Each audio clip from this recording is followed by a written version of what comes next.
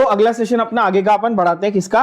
Coordination chemistry का। क्या बोलता है अपन ने, क्या क्या बात की थी, चलो एक बार क्विकली पहले रिकैप करो। कोऑर्डिनेशन कंपाउंड क्या था भाई? एक उसमें कॉम्प्लेक्स था, एक काउंटर आयन था। कॉम्प्लेक्स के अंदर क्या क्या था बच्चों? कॉम्प्लेक्स के अंदर एक सेंट्रल मेटल एटम या आयन था, और उसको डोनेट करने वाले कौन थे?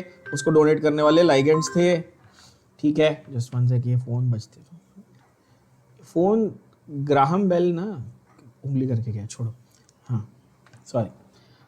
लाइगेंड थे, लाइगेंड डोनर थे, सेंट्रल मेटल एटम कौन था? एक्सेप्टर था। उसके बाहर जो था वो काउंटर आयन था। लाइगेंड और सेंट्रल मेटल एटम मिलाकर क्या बनता है? कॉम्प्लेक्स बनता है। किसके अंदर रहता है वो? कोऑर्डिनेशन स्फीयर के अंदर रहता है। काउंटर आयन कहाँ रहते हैं? आयोनाइजेशन स्फीयर के अंदर रहते हैं। जब डिसोसिएशन होता है तो आयोनाइजेशन स्फीयर वाले डिसोसिएट होंगे, यानी आयोनाइज होंगे। कॉम्प्लेक्स के अंदर वाला आयोनाइज जनरली नहीं होगा। फिर हमने टाइप्स ऑफ लाइगेंड्स देखे थे। लाइगेंड्स में मोनोडेंटेट, यानी कि जो एक लोन पेयर एक ही एटम से डोनेट कर रहे हैं। फिर बाइडेंटेट, दो एटम्स हैं अलग अलग जो डोनेट कर रहे हैं लोन पेयर। ट्राइडेंटेट हो सकता था। एक हेक्साडेंटेट का यूनिक एग्जांपल देखा था, EDTA। और फिर हमने एम्बीडेंटेट भी देखा था कि जहां पे दो साइड से पॉसिबिलिटीज हैं। उसके बाद हमने लास्ट जो कॉन्सेप्ट की बात की थी वो था कोऑर्डिनेशन नंबर। और कोऑर्डिनेशन नंबर क्या था? डेफिनेशन हमने मार्क किया हुआ है, सेंट्रल मेटल एटम या आयन का कोऑर्डिनेशन नंबर क्या है? It's the number of donor atoms that are directly attached to it. मैंने सिंपल भाषा में आपको ये बताया था कि कितने उसको लोन पेयर्स मिले, इतना काउंट कर लो, आपको मिल जाएगा कोऑर्डिनेशन नंबर। काफी सारे हमने एग्जांपल्स भी देख लिए थे बच्चों। यस, चलो यहां से आगे हम लोग बात को कंटिन्यू करेंगे। आप देखो, आपको सीक्वेंशियली कितनी अच्छे से चीजें समझ में आएंगी। अल्डिहाइड्स कीटोन्स में हमने फेलिंग सॉल्यूशन की बात की, सबको याद है? अल्डिहाइड कीटोन में हमने फेलिंग सॉल्यूशन की बात की। क्या मैंने वहां पे आपको रोशेल सॉल्ट मेंशन किया था? फेलिंग बी में मैंने साथ साथ कहा था कि एक और एग्जांपल मोर सॉल्ट भी सिमिलर एक टाइप का था, है ना? एलम भी होता है, उसको हम लोग बोलते हैं डबल सॉल्ट। तो आज हम लोग डबल सॉल्ट के कॉन्सेप्ट से शुरू करेंगे। क्या बोलते हैं अपन? Double salt. अच्छा, तो डबल सॉल्ट और कोऑर्डिनेशन कॉम्प्लेक्स, इन दोनों चीजों को पैरेलली हम लोग समझेंगे और दोनों का डिफरेंस भी अपने को पता चलेगा। ध्यान से देखना बच्चों, एक बहुत ही इंपॉर्टेंट डबल सॉल्ट का एग्जांपल है मोर्स सॉल्ट। कौन सा है? Mohr's salt, MOHR'(S). क्या सब लोगों को अपनी स्क्रीन पे ये क्लियरली दिख रहा है? कौन सा सॉल्ट है? Mohr's salt. Mohr's salt is ferrous ammonium sulphate. कौन सा है बच्चों? Mohr's salt. आप अपनी टेक्स्ट बुक में ही यहां पे लिख देना, मोर्स सॉल्ट का असली नाम क्या है? Ferrous ammonium sulphate. जिन्होंने केमिस्ट्री के प्रैक्टिकल कर लिए लैब में, उन्होंने शायद ये यूज भी किया होगा, फेरस अमोनियम सल्फेट। ठीक है, अब यहां पर फेरस और अमोनियम, जरा मुझे बताओ फेरस क्या होता है? तो आप बोलोगे सर फेरस Fe2+ होता है। एवरीबॉडी अग्रीज, फेरस क्या होता है? Fe2+। मुझे बताओ अमोनियम क्या होता है? तो आप बोलोगे सर अमोनियम NH4+ होता है। मुझे बताओ सल्फेट क्या होता है? तो आप बोलोगे सर सल्फेट क्या होता है? 2- होता है। तो यहां पर एकदम सिंपल चीज आपको सामने आंखों के सामने दिख रही है बच्चों कि दो कैटायन है और एक एनायन है। क्या ये बात क्लियर है? दो कैटायन और एक एनायन है यहां पे। तो ये जो इनका अजीब सा लव ट्रायंगल जो ये चल रहा है, ठीक है, ये रणवीर सलमान और कटरीना का जो यहाँ पे लव ट्रायंगल, नहीं सॉरी, अब तो आजकल तो विकी कौशल है, सॉरी, तो विकी कौशल वाला जो लव ट्रायंगल चल रहा है, ये हमारा डबल सॉल्ट है। डबल सॉल्ट की पहचान यूं है, ऐसी है कि वहां पर आपके पास दो कैटायन मिलेंगे और एक एनायन मिलेगा। क्या मिलेगा बच्चों? दो कैटायन और एक एनायन मिलेगा। क्या मैंने आपको रोशेल सॉल्ट का भी एग्जांपल दिया था? तो उसमें बोला था कि हमारे पास सोडियम पोटेशियम टार्टारेट होता है। यस, ये बोला है हमने, टार्टारेट। ठीक है, और एक एग्जांपल ले लो जैसे कि एलम। एलम का नाम तो आपने सबने सुना ही होगा, एलम, है ना? इसमें 24H2O होते, वो तो ठीक है, सल्फेट भी होता है, बट कैटायंस कौन से होते हैं? तो पोटैश एलम अलग था, याद होगा, है ना? पोटैश एटम K2SO4, Al2SO4, है ना? Al2SO4 थ्राइस और 24H2O, ऐसे मैंने लिखा था पोटैश एलम को, याद होगा। तो क्या टेक्निकली मैं ऐसा बोल सकता था कि यहां पर पोटेशियम का कैटायन है, एल्यूमिनियम का कैटायन है और सल्फेट का एनायन है? क्या ये सिमिलरिटी पैटर्न में आप लोगों को समझ में आ रही है बच्चों? सब लोग बोलो हाँ या ना।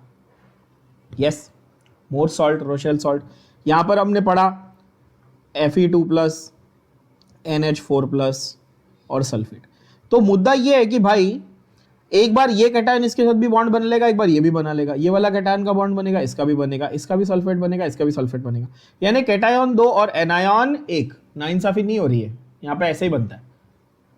डबल सॉल्ट का मतलब आपको समझ में आ गया, 2 कैटायन है, 1 एनायन है, और ऑब्वियसली आपको ज्यादातर डबल सॉल्ट जो मिलेंगे वो हमेशा हाइड्रेटेड फॉर्म में रहेंगे। कैसे रहेंगे? हाइड्रेटेड फॉर्म में, मतलब कि .6H2O रहेगा, है ना, या .24H2O रहेगा, या .10H2O रहेगा, पेंटाहाइड्रेट, हेक्साहाइड्रेट, जो भी है एटसेट्रा। ठीक है, रोशेल सॉल्ट में पेंटाहाइड्रेट होता है, जस्ट आपको ये बता दूं मैं। ठीक है, और यहाँ पे एलम में 24H2O होते हैं, और मोर सॉल्ट में आपके पास 6H2O होते हैं। ठीक है, जस्ट एमसीक्यू के पॉइंट ऑफ व्यू से आप नंबर ऑफ वाटर मॉलिक्यूल्स भी ध्यान में रख सकते हो। बाकी जो जेई स्टूडेंट्स हैं उनको तो मैंने एलम के वेराइटीज की पूरी एक लिस्ट लिख के दी हुई थी एस ब्लॉक में, याद होगा तो मैंने आपको पूरी एक लिस्ट लिख के दी कि अलग अलग वेराइटीज क्या क्या है एलम की, और हर एक का मॉलिक्यूलर फॉर्मूला लिख के दिया है। ठीक है, एक बार वो रिवाइज कर लेना। तो डबल सॉल्ट और कोऑर्डिनेशन कॉम्प्लेक्स को हमको क्यों पढ़ने की जरूरत है साथ में, ये भी सवाल है। तो आपको एक क्यूरियोसिटी ऐसी आती है कि सर फेरस अमोनियम सल्फेट में आयन भी है, अमोनिया भी है, सल्फेट भी है। मैं बोलूंगा हाँ है। तो आप बोलोगे सर एक ऐसा भी तो कंपाउंड बन सकता था ना, FeNH3 6 टाइम्स स्क्वायर ब्रैकेट के अंदर और बाहर उसके सल्फेट लगा हुआ है। क्या ऐसा कंपाउंड बन सकता था? करेक्ट। यानी कि अगर मैं बोलता कि बॉस फेरस यानी कि Fe2+ है, अमोनिया तो न्यूट्रल है बच्चों, अमोनिया तो न्यूट्रल है, तो इसके ऊपर अगर समझो Fe2+ है और सल्फेट के ऊपर 2- है, तो ये पूरा एक कोऑर्डिनेशन कंपाउंड तैयार हो जाता। यस और नो? बोलो हाँ या ना। Yes, everybody agrees. सिंपल है, सिंपल इनफ टू अंडरस्टैंड, बहुत इजी एग्जांपल लिया है। अच्छा, तो आप नोटिस करेंगे कि सर यहां पर भी Fe भी है, अमोनिया भी है, सल्फेट भी है। Fe भी है, अमोनिया भी है, सल्फेट भी है, पानी के साथ मिलकर अमोनियम बना ही देगा, तो सवाल ही नहीं है। तो सिमिलरिटी समझ में आई? आप बोलोगे हाँ, कंपोनेंट्स जो अंदर के कंपोनेंट्स है वो क्या है, सेम लग रहे हैं सर। कंपोनेंट्स कैसे लग रहे हैं? अंदर की जो उसकी माल मटेरियल है वो सारा का सारा सेम है। तो फर्क क्या है, डिफरेंस क्या है? तो डिफरेंस ये है कि अगर मैं डबल सॉल्ट को लूं, अगर मैं डबल सॉल्ट को लूं,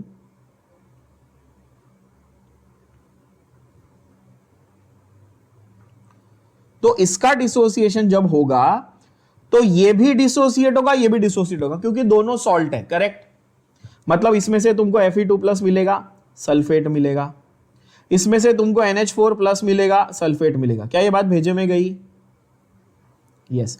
लेकिन जब आप कोऑर्डिनेशन कॉम्प्लेक्स को डिसोसिएट करोगे तो क्या मिलेगा? क्या सारे आयॉन्स मिलने वाले हैं? नहीं। ये डिफरेंस है। मतलब सल्फेट मिल रहा है, ठीक है, ओके, बट साथ में क्या मिल रहा है? आयन और अमोनिया अलग हो रहे हैं क्या? आयन और अमोनिया अलग नहीं हो रहे। क्या आयॉन्स में फर्क आया? समझ में आई बात? बोलो हाँ या ना। कंपैरिजन समझो, और मोर सॉल्ट के साथ में फिर मैंने ये वाला कंपाउंड क्यों कंपेयर करने के लिए आपको बताया, ये समझो। एकदम प्यारा, समझ में आ गया? श्योर। तो आगे टेक्स्ट बुक की भाषा में देखते हैं क्या बोलता है वो। तो वो आपको क्वेश्चन क्या पूछेगा एग्जाम में, मैं वो भी बता देता हूं। वो आपको क्वेश्चन पूछेगा स्टेट द डिफरेंस बिटवीन, या explain the difference between double salt and coordination complex. क्या ये बात समझ में आई? ऐसा वो आपको सवाल पूछेगा। टिपिकली इस टाइप का क्वेश्चन होगा। ठीक है, तो उसमें आप क्या क्या लिखेंगे? उसमें आप सबसे पहले लिखेंगे कॉम्बिनेशन ऑफ 2 और more stable compounds in स्टोइशियोमेट्रिक ratio can give 2 types of substances, that is either a double salt और अ कोऑर्डिनेशन कॉम्प्लेक्स। मतलब कि 2 पॉसिबिलिटी थी। ठीक है, what is a double salt? A double salt dissociates in water completely into simple ions. क्या मैंने ये prove करके दिखाया? फॉर एग्जांपल मोर सॉल्ट क्या था? फेरस अमोनियम सल्फेट था। वो कैसे डिसोसिएट होगा? फेरस के आयॉन्स होंगे, अमोनियम के आयॉन्स होंगे, सल्फेट के आयॉन्स होंगे। कार्नालाइट भी मैंने आप लोगों को एस ब्लॉक चैप्टर में लिखवाया हुआ है, याद कर लेना। मैंने कहा था एनसीईआरटी में भी कार्नालाइट का फॉर्मूला दिया हुआ है, जेई में इसके ऊपर क्वेश्चन आया हुआ भी है बच्चों। ठीक है, कार्नालाइट कैसे डिसोसिएट होगा? कार्नालाइट क्या आप प्रिडिक्ट कर सकते हो? आप बोलोगे यस सर, K+ भी निकलेगा, Mg2+ भी निकलेगा और क्लोराइड भी निकलेगा। क्या ये बात समझ में आ गई? इजी है। यस तो आप कोई भी डबल सॉल्ट आप लेके आओ, जितने भी मैंने आपको डबल सॉल्ट्स के एग्जांपल बहुत सारे बना के दिए पहले भी, ओके तो आप उसमें सिंपल आयोन्स में डिसोसिएशन कर लोगे। जबकि कोऑर्डिनेशन कॉम्प्लेक्स में क्या होता है, it dissociates in water with at least one complex ion. Coordination compound की पहचान ही यही है ना कि कम से कम एक कॉम्प्लेक्स आयन तो रहेगा ही। जैसे कि हमारा फेवरेट एग्जांपल K4FeCN6 कैसे डिसोसिएट होता है, 4K प्लस और एक FeCN6 4 माइनस। क्या ये बात आप लोगों के भेजे में चली गई सबके अच्छे से, यस और नो, क्लियर। तो एक सिंपल सा हमारा कॉन्सेप्ट, छोटा सा कॉन्सेप्ट यहां पे कंप्लीट हुआ, कौन सा, डबल सॉल्ट और कोऑर्डिनेशन कंपाउंड का डिफरेंस। ओके अब अगली चीज जो हमको समझनी वो ये है कि हम कोऑर्डिनेशन केमिस्ट्री पढ़ रहे हैं, हमने इंट्रोडक्शन वगैरह देख लिया। Now what are the theories to understand कि ये कोऑर्डिनेशन कॉम्प्लेक्सेस क्यों बने, कैसे बने, इनका स्ट्रक्चर क्या है। तो 4 मेजर थियरीज की हम लोग बात करने वाले बच्चों। 4 मेजर थियरीज का मैंने नाम आपके लिए पहले लिख दिया ताकि आपके दिमाग में क्लैरिटी रहे कि इस चैप्टर में क्या सीक्वेंस में जाएंगे हम लोग। कौन सी है पहली, वर्नर्स थियरी। पहली थियरी का नाम क्या है बच्चों, Werner's theory. Second is Sidgwick's electronic theory, second is Sidgwick's electronic theory. Third is your old tried and tested VBT, कौन सी, वैलेंस बॉन्ड थियरी, सेम हमने केमिकल बॉन्डिंग में पढ़ी है। And last but not least is crystal field theory. चौथी वाली कौन सी है, क्रिस्टल फील्ड थियरी। अब obviously as always what we'll do is we'll pick one theory and we'll go in detail और उसके बारे में डिटेल में बात करेंगे। सीक्वेंस इंपॉर्टेंट है, ये समझना कि वर्नर सबसे सिंपल है और क्रिस्टल फील्ड थियरी सबसे मुश्किल और सबसे कॉम्प्लेक्स वाली है, ये तो ऑब्वियस सी बात है। क्लियर हो गई बात, सब लोग को समझ में आ रहा है मैं क्या बोल रहा हूं। तो पहली थियरी कौन सी है, पहली है Werner's theory.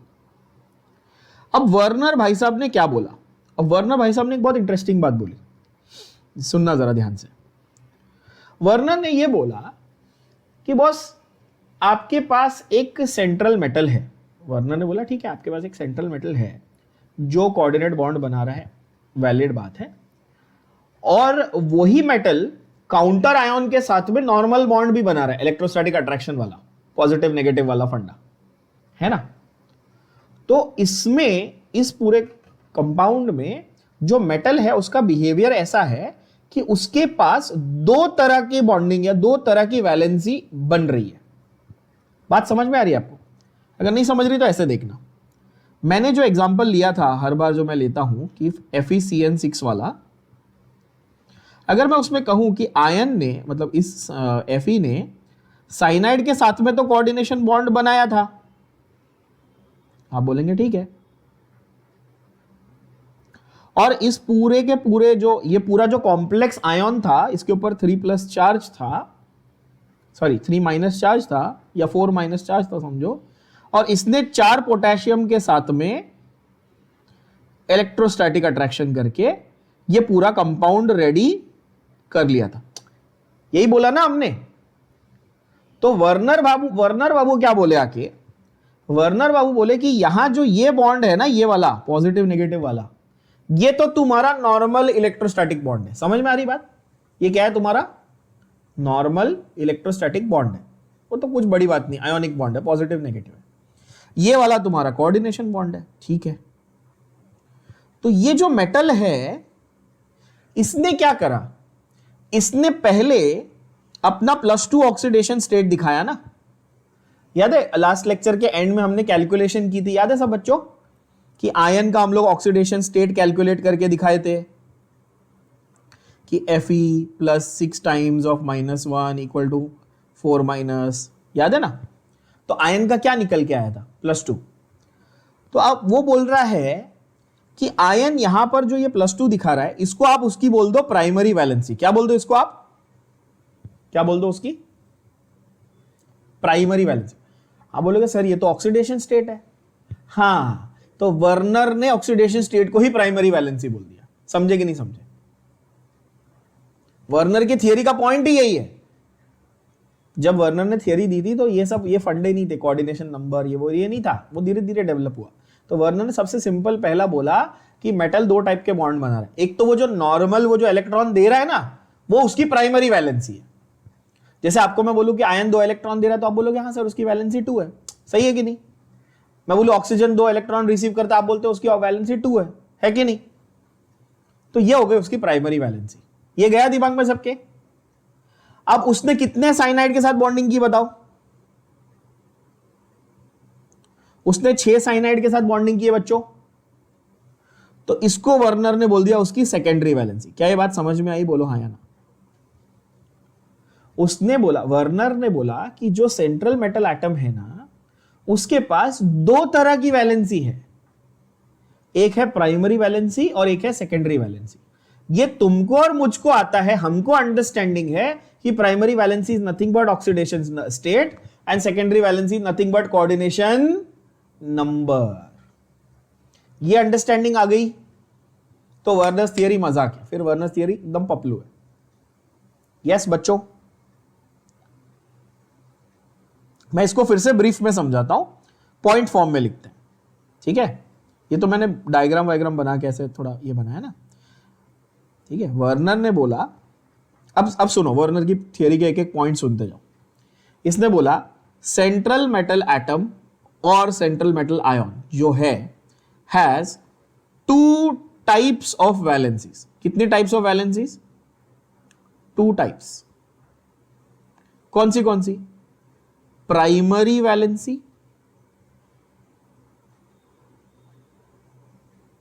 And secondary valency. ठीक है? आप बोलेंगे ओके।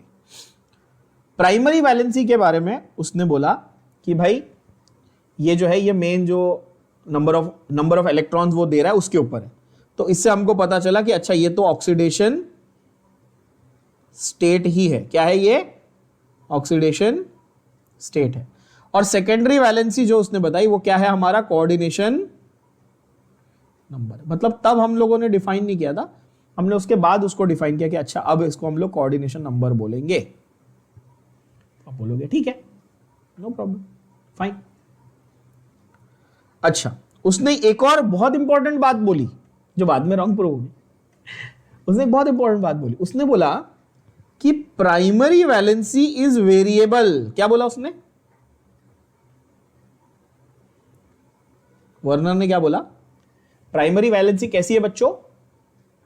वेरिएबल। ये तो हम लोग केमिस्ट्री के शुरुआत से पढ़ते आ रहे हैं, नहीं? Oxidation state is what? It's variable ना। जैसे आयन का एक एग्जांपल ले लो तो तुम Fe2+ भी लिखते हो और Fe3+ भी लिखते हो, हाँ या ना? ऑक्सीडेशन स्टेट वेरिएबल है कि नहीं? फेरस और फेरिक, यस। अब बोलोगे हाँ। अब बोलोगे सर हम लोग ऑक्सीजन के लिए -2 भी लिखते थे, -1 भी लिखते थे इसमें पेरोक्साइड में, -½ भी लिखते थे सुपर ऑक्साइड में, याद होगा? तो अलग अलग ऑक्सीडेशन स्टेट लिखते थे हम लोग, है कि नहीं? तो प्राइमरी वैलेंसी क्या है? चेंजेबल है, वेरिएबल है, ऐसा वर्नर ने कहा और हमने मान लिया। हमने बोला हाँ सही बात है, प्राइमरी वैलेंसी कैसी है? फ्लक्चुएट हो सकती है, वेरिएबल है। But his point was that the secondary valency is fixed for a given metal. क्या बोला उसने? कि एक गिवन मेटल की प्राइमरी वैलेंसी हाईली वेरिएबल हो सकती है, पर उसकी सेकेंडरी वैलेंसी कैसी है बच्चों?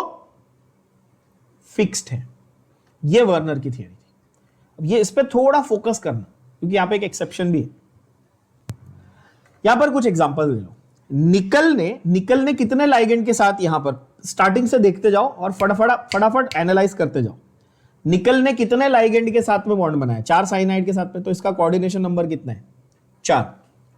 कोबाल्ट ने 3 ऑक्सलेट लाइगेंड के साथ बनाया। ऑक्सलेट लाइगेंड बाइडेंटेट होते हैं, तो कोबाल्ट ने कितने लोन पेयर लिए? 6। यहां पर FeCN6 में आयन Fe ने कितने लोन पेयर लिए? 6। नेक्स्ट सेट में Na3CO NO2 6 टाइम्स में कोबाल्ट ने कितने लोन पेयर लिए?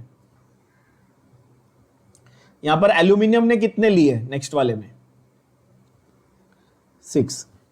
नेक्स्ट C2O4 थ्राइस है, बाइडेंटेट का थ्राइस, बाय का थ्राइस, तो 6 हुआ ना? यस। AlF6 में 6 फ्लोरीन के साथ है, 6। कॉपर ने 4 अमोनिया से लिया। आयन ने 5 वाटर और 1 NCS से लिया, 6। तो तो ऐसे तो मैं पूरी लिस्ट लिख दूंगा, पूरी की पूरी लिस्ट लिख दूंगा। तो आपने नोटिस करा सर जहां जहां आयन है बार बार क्या आ रहा है, 6 आ रहा है, फिक्स है ना, सेकेंडरी वैलेंसी फिक्स है। आपको ये नोटिस हो रहा, हाँ सर सेकेंडरी वैलेंसी फिक्स आ रही।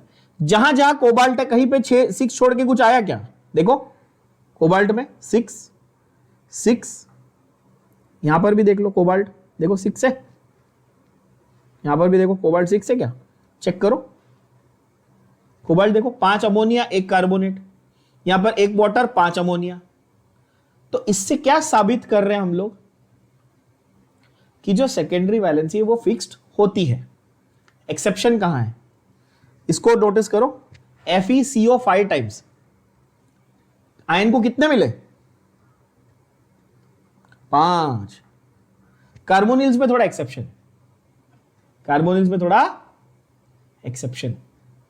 तो आयन के लिए हर जगह 6 होता है, बट कार्बोनिल्स में एक एक्सेप्शन। तो वर्नर की थियरी का ये जो सेकंड पॉइंट है ये मोर और लेस एक्यूरेट था। बात समझ में आई सबको, मैंने क्या बोला कि गिवन मेटल का कोऑर्डिनेशन नंबर यानी कि उसकी सेकेंडरी वैलेंसी हमेशा क्या रहेगी, फिक्स्ड रहेगी in most of the cases, in most of the cases. मैं बोल रहा हूं उसके थोड़े एक्सेप्शंस है, ध्यान में रख लेना, but in most of the cases आपकी क्या रहेगी, फिक्स्ड रहेगी। गया दिमाग में कि नहीं गया, पक्का, यस। अब आप सोचोगे सर हमको क्या हर एक मेटल का याद करना पड़ेगा, अगला सवाल आपके दिमाग में यही आता है, हर स्टूडेंट के दिमाग में आता है, सर मैं याद करूं क्या। The answer is actually yes. If you really want to do well in coordination chemistry, you actually have to remember not all, but at least the more important ones. और मैं आपको एक पूरी लिस्ट बना के उसकी दे देता हूं अभी के अभी, ठीक है।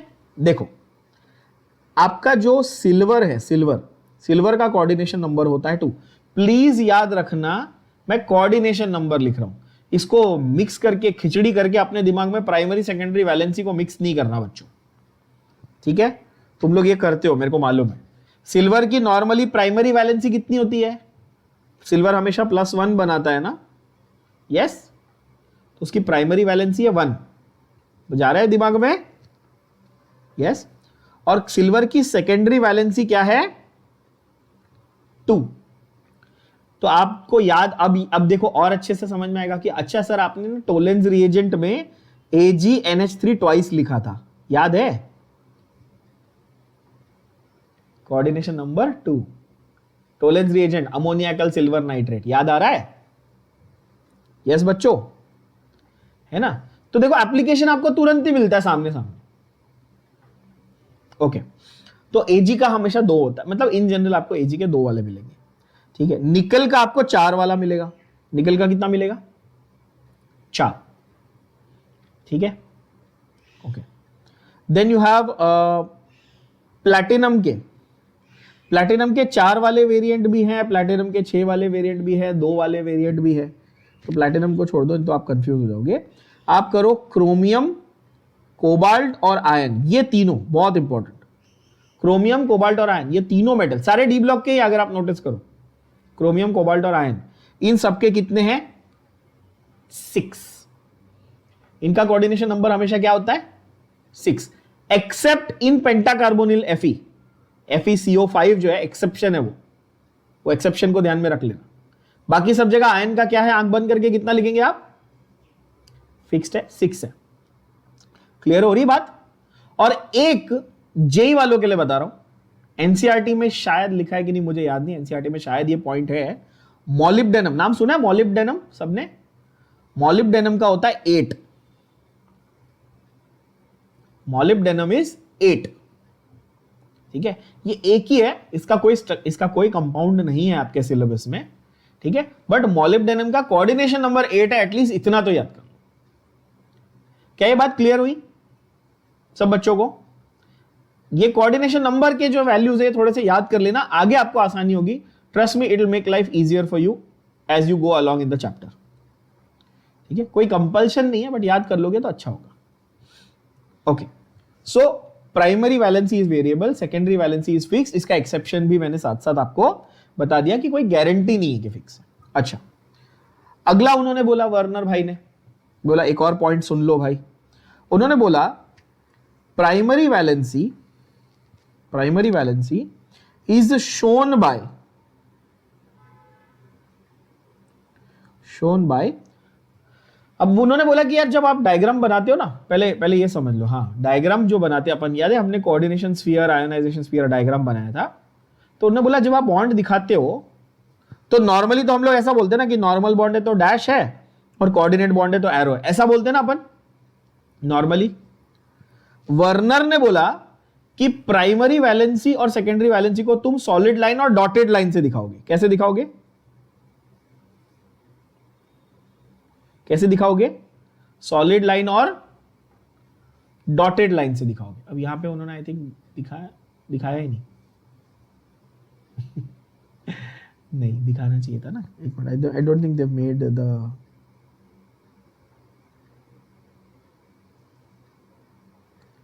No they have not shown,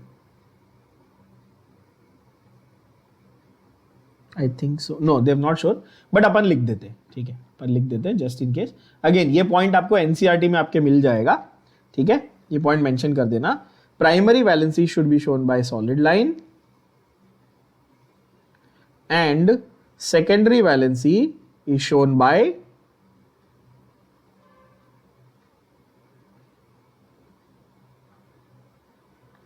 dotted line, ठीक है। तो ये मेन पॉइंट्स हो गए किसके? वर्नर्स थियरी के। 3 मेजर पॉइंट्स हैं, उसके अलावा थोड़े से चिटुक मिटुक पॉइंट्स हैं, वो हम मार्क कर लेते हैं थियरी में, थोड़ा नॉट रेलिवेंट, कॉन्सेप्ट को ऐसा कुछ उसमें कोई रेलिवेंस नहीं, ठीक है ना।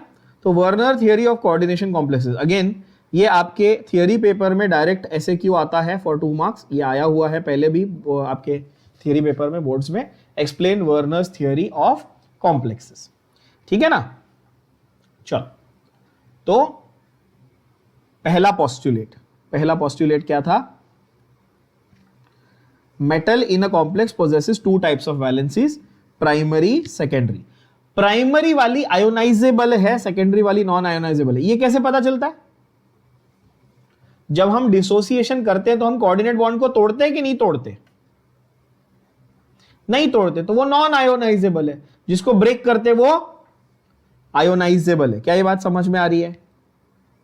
तो वो भी लिख दो, primary is ionisable and secondary is non ionisable.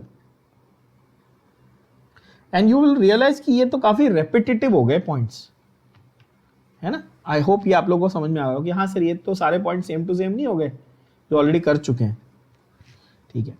दूसरा है आयोनाइजेबल स्फीयर जो है वो प्राइमरी वैलेंसी वाला है, और जो आपका कोऑर्डिनेशन स्फीयर है वो सेकेंडरी वैलेंसी वाला, ये भी ठीक है कि नहीं। तो postulate number 1, point number 2, point number 3, यहां तक क्लियर है। चौथा पॉइंट पोस्टुलेट 4 क्या बोलता है? Secondary valencies have a fixed spatial arrangement. When you say fixed spatial arrangement, how do I say that in one word? I say it in geometry. हमने chemical bonding में पढ़ा है, fixed spatial arrangement का मतलब क्या है? Geometry. Tetrahedral, linear, trigonal, planar, हजारों किए ना अपन ने। अब वो पूरा यहां पे रिपीट होगा। हाइब्रिडाइजेशन निकालेंगे, ज्योमेट्री बताएंगे, बॉन्ड एंगल बताएंगे, सब करेंगे अपन इसमें। समझ में आ रही बात? अब यहां पर उन्होंने ऐसा दिखाया हुआ है कि कोऑर्डिनेशन स्फीयर और आपका आयोनाइजेशन स्फीयर, ठीक है। डॉटेड लाइन और वो वाला पॉइंट नहीं लिखा उन्होंने, अपन ने लिख दिया। क्लियर हो गई बात? यस। वर्नर्स थियरी सिंपल था, डन एंड डस्टेड, 5 मिनट में वर्नर्स थियरी खत्म। वर्नर्स थियरी का एप्लीकेशन कैसा आएगा? वर्नर्स थियरी का एप्लीकेशन कैसा है? बहुत प्यारा एप्लीकेशन बताता हूं, देखो ध्यान से। चलो अब देखते हैं, अगेन थोड़ा जेई के पॉइंट ऑफ व्यू से अगर आप हायर लेवल में घुसोगे, ठीक है, तो कैसा इसमें दिमाग लगाना है जरा देखना, मजा आएगा। अब होता ये है कि आपके पास एक कोबाल्ट है। क्या है आपके पास? एक कोबाल्ट। आपके पास ढेर सारा अमोनिया है, ढेर सारा क्लोरीन है। समझो, अमोनिया बहुत सारा है, क्लोरीन बहुत सारा है, कोबाल्ट कितना है? एक है। आपके दिमाग में एक क्लैरिटी कि सर ये कोबाल्ट जो है इसका कोऑर्डिनेशन नंबर कितना है 6। तो जब ये कोऑर्डिनेशन स्फीयर में जाएगा तब ये सिर्फ 6 लाइगेंड से अटैच हो सकता है। बात समझ रहे हो मैं क्या बोल रहा हूं? तो इसमें क्या क्या तुम्हारे पास पॉसिबिलिटी जरा दिमाग लगा के देखना। मैं बोलता हूं ये कोबाल्ट ने पहले CO3+ बना दिया। सारे बच्चे ध्यान देंगे, ध्यान से सुनेंगे क्या बोल रहा हूं मैं। पहले क्या हुआ, कोबाल्ट ने क्या किया, 3 इलेक्ट्रॉन लूज करके क्या बना दिया बच्चों, CO3+ बना दिया। समझ रहे हो बात को? अब मुझे बताओ कि एक ऐसा उसने कॉम्प्लेक्स क्रिएट किया, ऐसा कॉम्प्लेक्स क्रिएट किया जहां पे एक कोबाल्ट ने 6 अमोनिया के साथ मिला, तो इस पे चार्ज कितना होगा? दिमाग लगा के बताओ। सिंपल है, 3+ चार्ज होगा। क्या ये सब लोग अग्री करते हैं? क्योंकि अमोनिया कैसा है, अमोनिया ने कोई चार्ज का कॉन्ट्रीब्यूशन किया है क्या? अमोनिया तो न्यूट्रल है, तो कोबाल्ट का जो चार्ज है वही 3+। यस और नो? तो इसको कितने क्लोरीन के साथ बॉन्ड करने का मौका मिलेगा? Cl3। यस और नो? क्यों? क्योंकि एक क्लोरीन का -1 चार्ज होता है, तो इसको कितने क्लोरीन के साथ बॉन्ड करके कोऑर्डिनेशन कंपाउंड बनाने का मौका मिलेगा? Cl3। क्या ये एक तरह का कंपाउंड बना गया भेजे में? बोलो यस और नो। सबको समझा? अब इसके वेरिएशन देखो, जरा वेरिएशन देखो, मजा आएगा तुमको। वेरिएशन में ये बनाता हूं मैं कि इसने 5 अमोनिया और एक क्लोरीन, क्लोरीन के पास भी तो लोन पेयर होता है, क्लोरीन भी तो लाइगेंड बन सकता है। 5 अमोनिया और एक क्लोरीन ले लिए। क्या ले लिया? 5 अमोनिया और एक क्लोरीन। समझो बात को। तो अभी भी उसका कोऑर्डिनेशन नंबर 6 सेटिस्फाई हुआ? यस और नो? बहुत बढ़िया। चार्ज कितना आया? 2+। क्यों? क्योंकि कोबाल्ट का 3+ था और क्लोरीन का 1- था। ओवरऑल कितना हुआ? 2+। तो अब ये कितने क्लोरीन के साथ बॉन्ड करेगा? 2 Cl के साथ बाहर। यस और नो? क्या ये कॉम्बिनेशन समझा? क्या आपको ये रियलाइज हुआ कि अंदर ही अंदर एटम्स सबके सेम है? एक कोबाल्ट है 3 क्लोरीन है, एक कोबाल्ट है 3 क्लोरीन है ना, सिर्फ अमोनिया बदला है, मैंने अमोनिया बदला है। समझे कि नहीं समझे एवरीबॉडी? यस। और एक कॉम्बिनेशन आपको अभी ट्राई करने का मौका मिलेगा, कौन सा? NH3 4 टाइम्स और 2 क्लोरीन कॉम्प्लेक्स के अंदर, तो एक क्लोरीन कॉम्प्लेक्स के बाहर। और चौथा और आखिरी, तीनों क्लोरीन को अंदर रख दिया। क्या ये बात समझ में आई? तो ओवरऑल कॉम्प्लेक्स कैसा हो गया? न्यूट्रल हो गया। यहां तक तो सबको समझना है। अब जरा जे वाले बच्चों इस पे जरा गौर करना। आयोन्स कितने बनेंगे? आयोन्स कितने बनेंगे? पहले वाले में आयोन्स कितने बनेंगे डिसोसिएशन करने पे? एक ये पूरा कॉम्प्लेक्स का आयन बनेगा और 3 क्लोराइड के आयन्स बनेंगे। यस और नो? कितने आयन्स बने बच्चे? वो 4 आयन्स। अगले वाले में इसके 2 और इसका 1, कितने आयन्स बने? 3। अगले वाले में 2। अगले वाले में एक ही है, एक ही पार्टिकल है, एक ही आयन, आयन बोल लो, कॉम्प्लेक्स बोल लो, जो भी है वही है ना, न्यूट्रल कॉम्प्लेक्स है। यस और नो? यहां पे खत्म नहीं होता। अब मैं इसको अगर जेई में डालूंगा तो मैं तुमको कैसे घुमाऊंगा? मैं बोलूंगा ये 4 मैंने सॉल्ट लिए, चारों में कोबाल्ट था, चारों में क्लोरीन था, सब कुछ था। अब चारों का मैंने ना सॉल्यूशन बना के उनके बॉइलिंग पॉइंट रेज किए सॉल्यूशन कॉलिगेटिव में। किसमें maximum raising of boiling point दिखेगा? 4 आयंस वाले में, क्योंकि उसके नंबर ऑफ पार्टिकल ज्यादा है। तो सॉल्यूशन कॉलिगेटिव में क्या सीखा? Colligative property depends on number of particle. समझा? वो 2 चैप्टर मिला के क्वेश्चन कैसे बनाएगा? जा रहा है दिमाग में? यस और नो? तो वर्नर थियरी में आपको अलग अलग वो टाइप के क्वेश्चन बना के पूछ सकता है। मैं एमसीक्यूज की बात कर रहा हूं कि भाई किसमें कितने आयन्स बनेंगे। और थियोरेटिकली और कॉन्सेप्चुअली अगर आप फोकस करना चाहो तो आपको फोकस इस पे करना है कि यहां पर ये तीनों क्लोरीन आयोनाइजेशन स्फीयर में थे, बाहर वाले। यहां पर एक क्लोरीन कोऑर्डिनेशन स्फीयर में, 2 क्लोरीन आयोनाइजेशन स्फीयर में थे। और फिर धीरे धीरे मैं क्या किया, एक एक क्लोरीन को यहां रखते गया अंदर कोऑर्डिनेशन स्फीयर में, और बाहर के आयोनाइजेशन स्फीयर में से कम करते गया। बट ओवरऑल आपको ये रियलाइज होगा कि कोबाल्ट और क्लोरीन का नंबर मैंने क्या रखा? सेम रखा। क्लियर हो गई बात बच्चों? बढ़िया, ठीक है। तो वर्नर्स थियरी अपने दिमाग में काफी क्लैरिटी के साथ बैठ गई। ओके, सारी चीजें हमने कवर कर ली वर्नर्स थियरी के बारे में। और इसके क्वेश्चंस कैसे बनते हैं वो भी इसी तरह के बनेंगे। वो हमेशा आपको आयन्स पे जरूर क्वेश्चन पूछेगा। तो ये पहली हुई वर्नर्स थियरी। अब ये जरा एक प्रॉब्लम 9.1 जो आपके स्टेट बोर्ड टेक्स्ट बुक में है, जरा उस पर थोड़ा सा एक बार ध्यान दे देना। क्या बोलता है वो? 1 mole of purple coloured complex of COCl3 and NH3, मतलब एक कोबाल्ट, 3 क्लोरीन और अमोनिया है। कितने अमोनिया है नहीं बोला उसने, कितने अमोनिया है नहीं बोला, ठीक है, कितने अमोनिया है नहीं बोला। अमोनिया 3, 4, 5, 6 कितने भी हो सकते थे, और यही ब्यूटी है। ये बोलता है on treatment with AgNO3 produces 2 moles AgCl। ये आपका हिंट है। क्या प्रोड्यूस कर रहा है बच्चों? 2 मोल AgCl। थोड़ा दिमाग लगाओ कि 2 मोल AgCl बना रहा है, मतलब 2 क्लोरीन मिले थे, 2 क्लोरीन अवेलेबल थे, तभी तो वो 2 मोल AgCl बनाएगा। जिनको नहीं समझा उनके लिए मैं रिएक्शन लिख रहा हूं।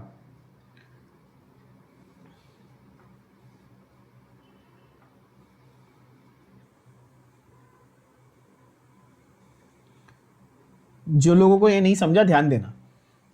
अगर मुझे 2 मोल AgCl चाहिए, मेरा रिक्वायरमेंट क्या था बच्चों, फिर से सुनना, मेरे को क्या चाहिए? 2 मोल AgCl चाहिए। ये बात समझ में आई? 2 मोल AgCl के लिए मेरे को 2 क्लोराइड चाहिए ही चाहिए, बोलो हाँ या ना, मिनिमम। और 2 क्लोराइड बाहर रहेगा तो ही मिलेगा, आयोनाइज होगा। तो क्लैरिटी के साथ समझ में आ गया। अच्छा, टोटल 3 क्लोराइड क्वेश्चन में दिए, जिसमें से 2 बाहर रहेगा तो ही 2 AgCl बनेगा। तो स्ट्रक्चर क्लियर हो गया क्या? क्योंकि ये पता है कि कोबाल्ट को 6 तो चाहिए अंदर, 1 क्लोरीन रहेगा, 5 अमोनिया रहेंगे। क्या ये बात भेजे में गई सबके? बोलो हाँ या ना। कैसे पता चला? ये तुमको कैसे सीखने मिला? क्योंकि तुमने ये बात समझी पहले कि कोबाल्ट के लिए कोऑर्डिनेशन नंबर फिक्स करो 6, है ना। अगर तुम वो असम्पशन नहीं करते तो बाकी कुछ सॉल्व नहीं होता। सही बोल रहा हूं? तो वर्नर्स थियरी का वो पॉइंट बहुत इंपॉर्टेंट है। करेक्ट। तो अब ये आप लोगों को समझ में आया होगा कि अच्छा, यहां पर उसने 2 मोल AgCl बोला है ना, ये इसका कैच है। और उसने हमको बोल दिया कि coordination number of cobalt is 6। वो ज्यादा करके देगा क्वेश्चंस में, लेकिन मैंने क्या बोला, ये वाले याद कर लेना। सब बच्चों को ये बोला ना, ये वाले याद कर लेना, नहीं तो ये आपको आगे बहुत काम आएंगे बच्चों। क्लियर है? अच्छा, तो अब इसका अगला कैन यू टेल इसका अगला आप बताओ। चलो आप खुद सॉल्व करके देखो। 1 मोल AgCl है, फटाक से बता दोगे। 1 मोल AgCl बन रहा है, मतलब आयोनाइजेशन स्फीयर में कितने क्लोरीन है? 1 ही है। तो कोऑर्डिनेशन स्फीयर में कितने क्लोरीन है? 2 अंदर होंगे, और ये, और अमोनिया कितने हो जाएंगे हमारे पास? 4। सिंपल। कितना इजी। आपको क्वेश्चन देख के आंसर आ गया, पेन पेपर की जरूरत पड़ी? बिल्कुल नहीं। इजी, कॉन्सेप्ट क्लियर है, क्वेश्चन अपने आप बनेंगे, टेंशन नहीं लेने का। ठीक है बच्चा लोग, आगे बढ़े। तो वर्नर्स थियरी सीख ली, और उसके ऊपर किस तरह का क्वेश्चन आएगा, कैसे सॉल्व करना है, ये समझ लिया। ओके। एक चीज यहां पे इन्होंने लिख दी है, जो हम लोग आगे पढ़ेंगे, अभी नहीं।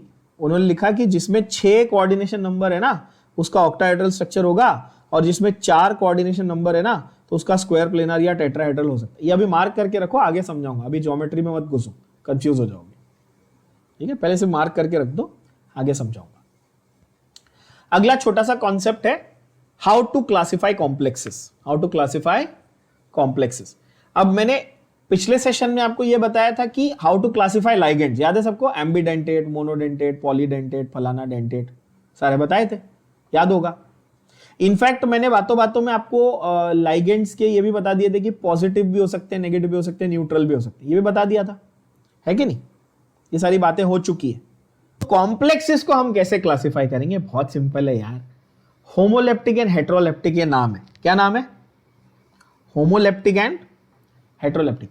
होमो और हेट्रो का मतलब तुमको नींद में से उठा के पूछेगा तो भी आना चाहिए। क्या? होमो का मतलब सेम, हेट्रो का मतलब डिफरेंट। जब एक मेटल पे एक ही टाइप का लाइगेंड लगा हो तो होमोलेप्टिक, अलग अलग टाइप के लाइगेंड लगे हो तो हेट्रो। मतलब ये तो 5वीं क्लास का बच्चा भी लिख लेगा, नहीं क्या? लेकिन ये डेफिनेशन, स्टूपिड से डेफिनेशन आपके एग्जाम में थियरी पेपर में आते हैं, तो मार्क करके रखो। Define homoleptic complex and define heteroleptic complex. क्या होते हैं होमोलेप्टिक कॉम्प्लेक्सेस बच्चों? Only one type of ligand the complexes in which metal ion is bound to only one type of ligand are called homoleptic. तो मैं अगर ऐसे कहूं कि FeCO 5 टाइम्स, ये होमो है या हेट्रो है? होमो है, क्योंकि इसमें एक ही है ना, कार्बोनिल जो है 5 बार आया है, 5 बार आया है। अगर मैं ऐसे कहूं कि FeNH3 4 टाइम्स CN ट्वाइस, तो ये कैसा है? हेट्रोलेप्टिक है। कॉमन है, दो अलग अलग लाइगेंड दिख रहे हैं यार, मतलब इसमें तो गलती नहीं ही करोगे, आई एम श्योर। हेट्रोलेप्टिक क्या होता है? Complexes in which metal ion is surrounded by more than one type of ligand are heteroleptic. तुम अपने मन से भी एग्जांपल वैसे लिख सकते हो, टेक्स्ट बुक का एग्जांपल लिखने का शौक है तो लिख लेना, कोई दिक्कत नहीं है। ठीक है बच्चों, एग्जांपल के साथ लिखना प्लीज, मेंशन कर देता हूं, डेफिनेशन प्लस एग्जांपल लिखना जरूरी है। अगर 1 मार्क के लिए भी क्वेश्चन आए तो डिफाइन भी करो और एग्जांपल भी लिखो बस। Is that clear? क्या आप लोग यहां पर होमो और हेट्रो को क्लासिफाई कर पाएंगे क्या? चलो इसके बारे में भी थोड़ी सी बात कर लेते हैं। बताओ इसको क्या करोगे, इसको होमो या हेट्रो? पहले ये वाला हेट्रो, क्यों? क्योंकि उसमें अमोनिया भी है और क्लोरीन भी है। ठीक है, ये वाला होमो या हेट्रो? हेट्रो, ONO भी है और अमोनिया भी है, बॉक्स के अंदर ध्यान से देखना। ठीक है, तीसरा वाला बच्चों होमो या हेट्रो? हेट्रो, NH3 भी है, इथिलीन डायमाइन भी है, EN मतलब इथिलीन डायमाइन, पता है सबको, बताया है। और चौथा लास्ट CuC2O4 थ्राइस, ऑक्सलेट ही है, 3 बार ऑक्सलेट ही आया हुआ है, ऑक्सलेटो 3 बार लेटो है, तो ऑक्सलेटो 3 बार आया है, तो कैसा है? होमो या हेट्रो? ऑब्वियसली होमो। सिंपल, बचकान, एकदम पपलू। ठीक है ना? चलो अगला देखें, अगला classification on the basis of charge of the complex. ये तो ऑलरेडी कल करा चुका हूं। जिसमें पॉजिटिव चार्ज आएगा वो कैटायन, जिसमें नेगेटिव चार्ज आएगा वो एनायन, और जिसमें कुछ नहीं आएगा वो न्यूट्रल। कैसा तुमको पता चलेगा कि पॉजिटिव है कि नेगेटिव है कि न्यूट्रल है? तुमको क्या करना है, मेटल के बारे में देखना है और ओवरऑल चार्ज को देखना है। ठीक है, फिर से देखो, अगर याद नहीं है तो फिर से देख लो, डेफिनेशन भी देख लो। A positively charged coordination sphere or a coordination compound having positively charged coordination sphere is called a cationic sphere complex। बकवास घटिया सा डेफिनेशन है। ठीक है, मतलब जहां पर कॉम्प्लेक्स के ऊपर पॉजिटिव चार्ज होगा वो कैटायनिक कॉम्प्लेक्स होगा। वाह, मतलब क्या ही बताया है। ठीक है, जो मैन स्पाइडर की तरह बिहेव करता है वो स्पाइडर मैन है, ये ऐसा डेफिनेशन है यार। जिसमें पॉजिटिव चार्ज, जिस कॉम्प्लेक्स पे पॉजिटिव चार्ज है, क्या वो कैटायोनिक स्फीयर, कैटायोनिक कॉम्प्लेक्स होगा? हाँ, और क्या होगा? For example cation ZnNH3 4 times 2+, right, this is a cationic complex. अब यहां तो उन्होंने चार्ज बना दिया है तो आपको गलती होने का सवाल ही नहीं है, बट यहां पे क्या है, सल्फेट इज 2- ना, तो ओवरऑल कॉम्प्लेक्स का चार्ज कैसा है? क्या आप ये गैस कर पा रहे हो? तो 2+ है। ठीक है, इसमें कोई रॉकेट साइंस नहीं है बच्चों, मतलब इसको एक्सप्लेन करके मैं आपकी इंटेलिजेंस की इंसल्ट नहीं करूंगा। ओके, आप समझ गए? ठीक है, तो यहां पर 2 एग्जांपल दिए हुए, that is cationic complex. Anion में क्या होगा? फिर से डेफिनेशन देख लो, a negatively charged coordination sphere और a coordination compound having negatively charged coordination sphere is an anionic sphere complex. Example NiCN 4 times. मुझे चाहिए कि आप ये ऑब्जर्वेशन हमेशा ध्यान में रख लेना कि जब भी मैं निकल बोलता हूं आपको मिलेगा हमेशा 4, जब भी मैं आयन बोलता हूं आपको हमेशा मिलेगा 6। इसके ऊपर फोकस कर रहे हो ना, तो आपको नोटिस करते रहना है कि हाँ सर आपने सेकेंडरी वैलेंसी फिक्स्ड है ये बोला था, ये बात सही है। बहुत रेयरली आपको कभी कोई एक्सेप्शन इसमें देखने मिलेगा आपके सिलेबस में। ठीक है ना? तो निकल का 4 है, आयन का 6 है, आपको दिख रहा ही है ऑब्वियसली। ठीक है, ये तो पूरा कंपाउंड हो गया, ये आपका एनायोनिक कॉम्प्लेक्स है। न्यूट्रल में तो कोई बात ही नहीं है। न्यूट्रल में क्या? NiCO4 PT NH3 twice Cl2 full bracket, क्या था ये? Cisplatin, anti cancer drug, chemotherapy drug, याद कर लेना। ठीक है, भूलना नहीं। ओके, सो न्यूट्रल, पॉजिटिव नेगेटिव न्यूट्रल हो गया एक क्लासिफिकेशन, हेट्रोलेप्टिक होमोलेप्टिक हो गया दूसरा क्लासिफिकेशन। लिख लोगे, इजी है, सिंपल। यस, अगला कॉन्सेप्ट, यहां पर हमारा क्लासिफिकेशन मैंने समराइज कर दिया, एकदम सिंपल से समराइज कर दिया। On the basis of donor atoms, अगर आप देखोगे लाइगेंड्स को, कितने डोनर एटम्स है, तो आप मोनो और पॉली और फिर एम्बी, ये एक और हम लोगों ने देखा था, मोनोडेंटेड, पॉलीडेंटेड, एम्बीडेंटेड। चार्ज पे तो पता ही है, पॉजिटिव, नेगेटिव या न्यूट्रल। फिर टाइप्स ऑफ कॉम्प्लेक्सेस पे आपका होमो या हेट्रोलेप्टिक था। इसमें ब्रीफ एक समरी दे रहा हूं मैं आपको, रिवीजन के वक्त काम आ सकता है। और यहां पर चार्ज के हिसाब से क्या, पॉजिटिव, नेगेटिव और न्यूट्रल। भयंकर important is IUPAC. And IUPAC nomenclature ऐसी चीज है ना जिसपे अगर आप एक्चुअली पढ़ने बैठोगे तो आप 4 घंटे लगा दोगे। But to be very honest, इसको पढ़ने का तरीका अगर आपको सही से आता है ना तो ये बहुत इजीली हो जाएगा। थोड़ा दिमाग लगाना है जरा, पहले आईयूपीएसी के नाम के हिसाब से जरा थोड़ा दिमाग लगा लेना है, क्या है, क्यों है, समझो। हमने ऑर्गेनिक केमिस्ट्री में पूरा एग्जॉस्टिव तरीके से आईयूपीएसी को पढ़ा है बच्चों। क्या क्या बात की थी उसमें हमने? फंक्शनल ग्रुप होता है, हर फंक्शनल ग्रुप का अपना एक सफिक्स होता है, एक प्रीफिक्स होता है, ये सारी बातें की थी ना। फिर longest chain, right, there were certain rules that we wrote. ये फंक्शनल ग्रुप को प्रायोरिटी देना, नंबरिंग करना, वगैरह वगैरह।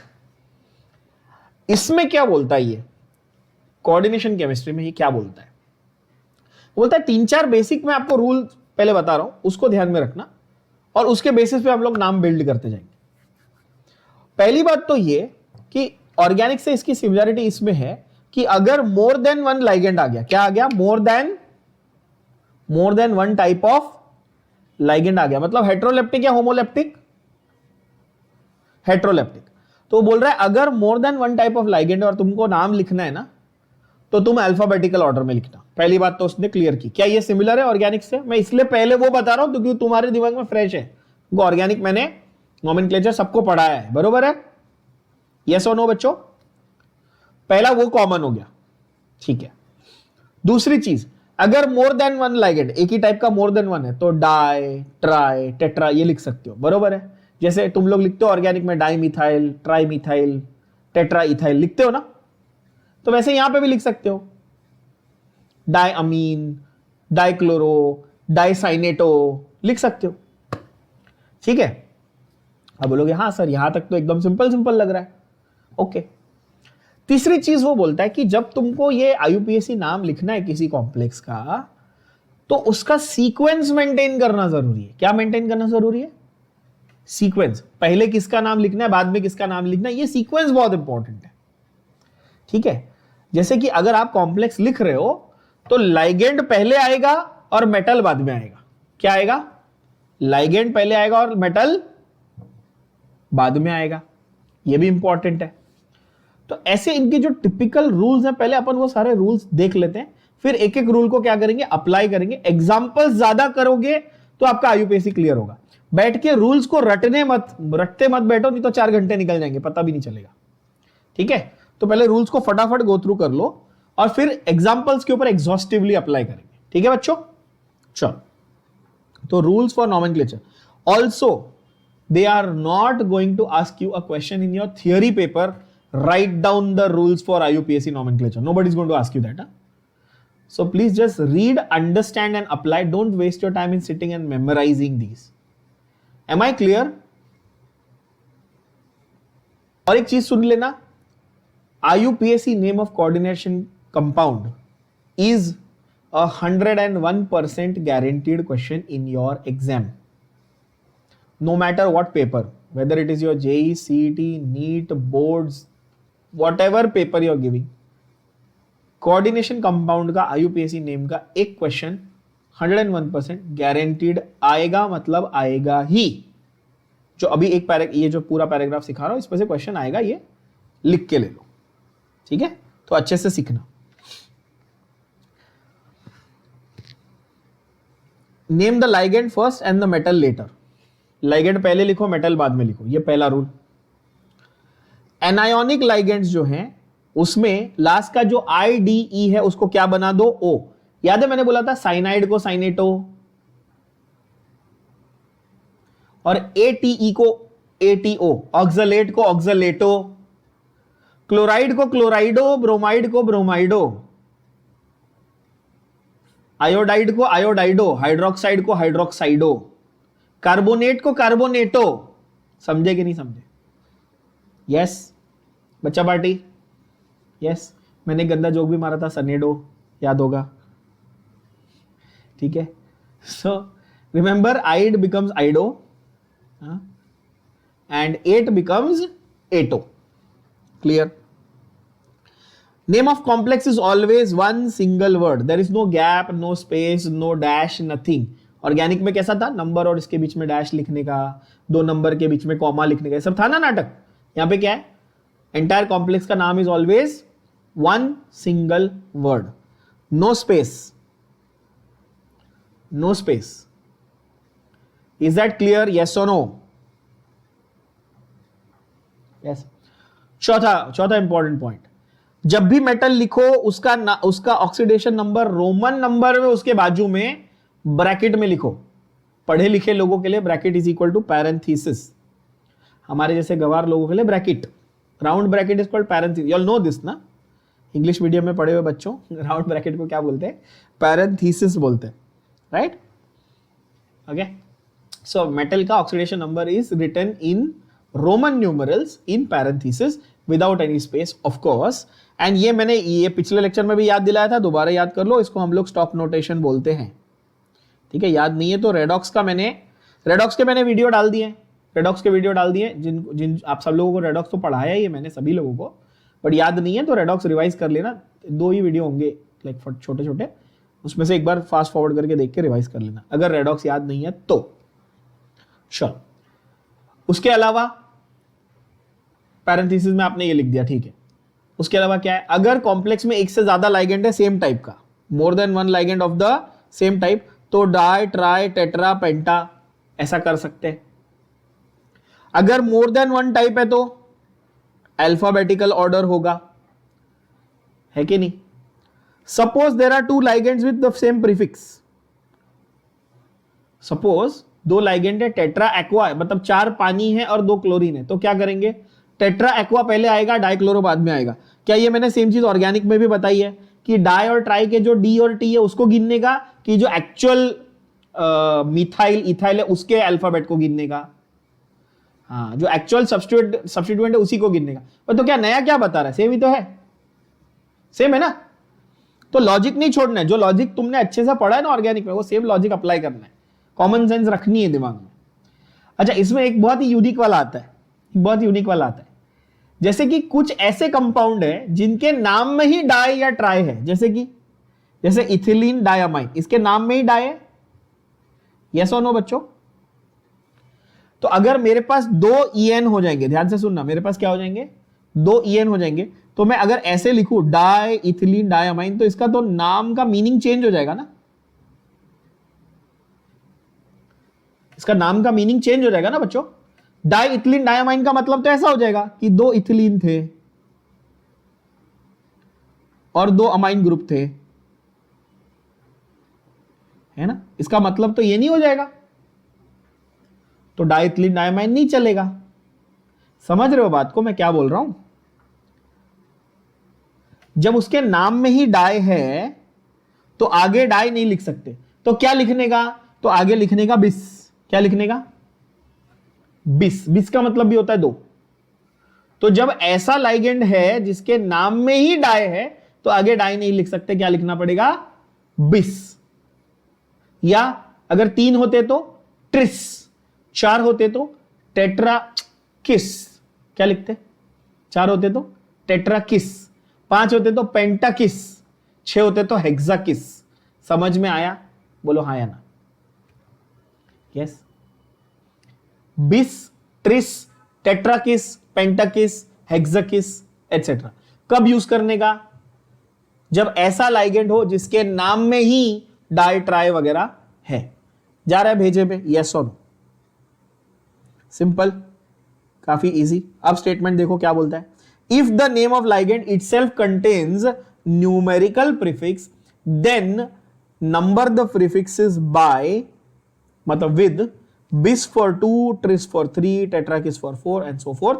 For example, en twice will be bis, en thrice will be tris, en 4 times will be tetrakis ethylene diamine. Easy बच्चा लोग।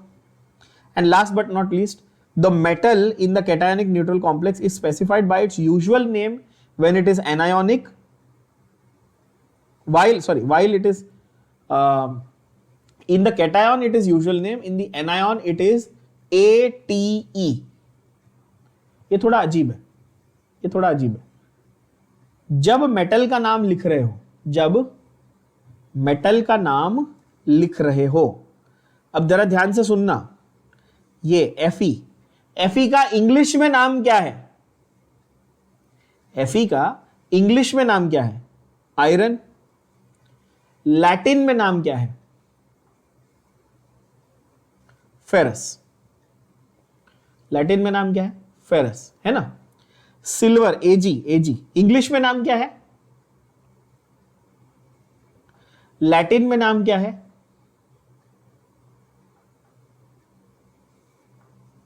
Argentum. सही है ना? ओके। अब वो बोल क्या रहा है, जरा ध्यान से सुनना। वैसे उसने आधी बात बताई है, बाकी के मैं बताऊंगा। वो ये बोल रहा है कि जब metal is part of cationic complex, क्या बोला? मेटल इज पार्ट ऑफ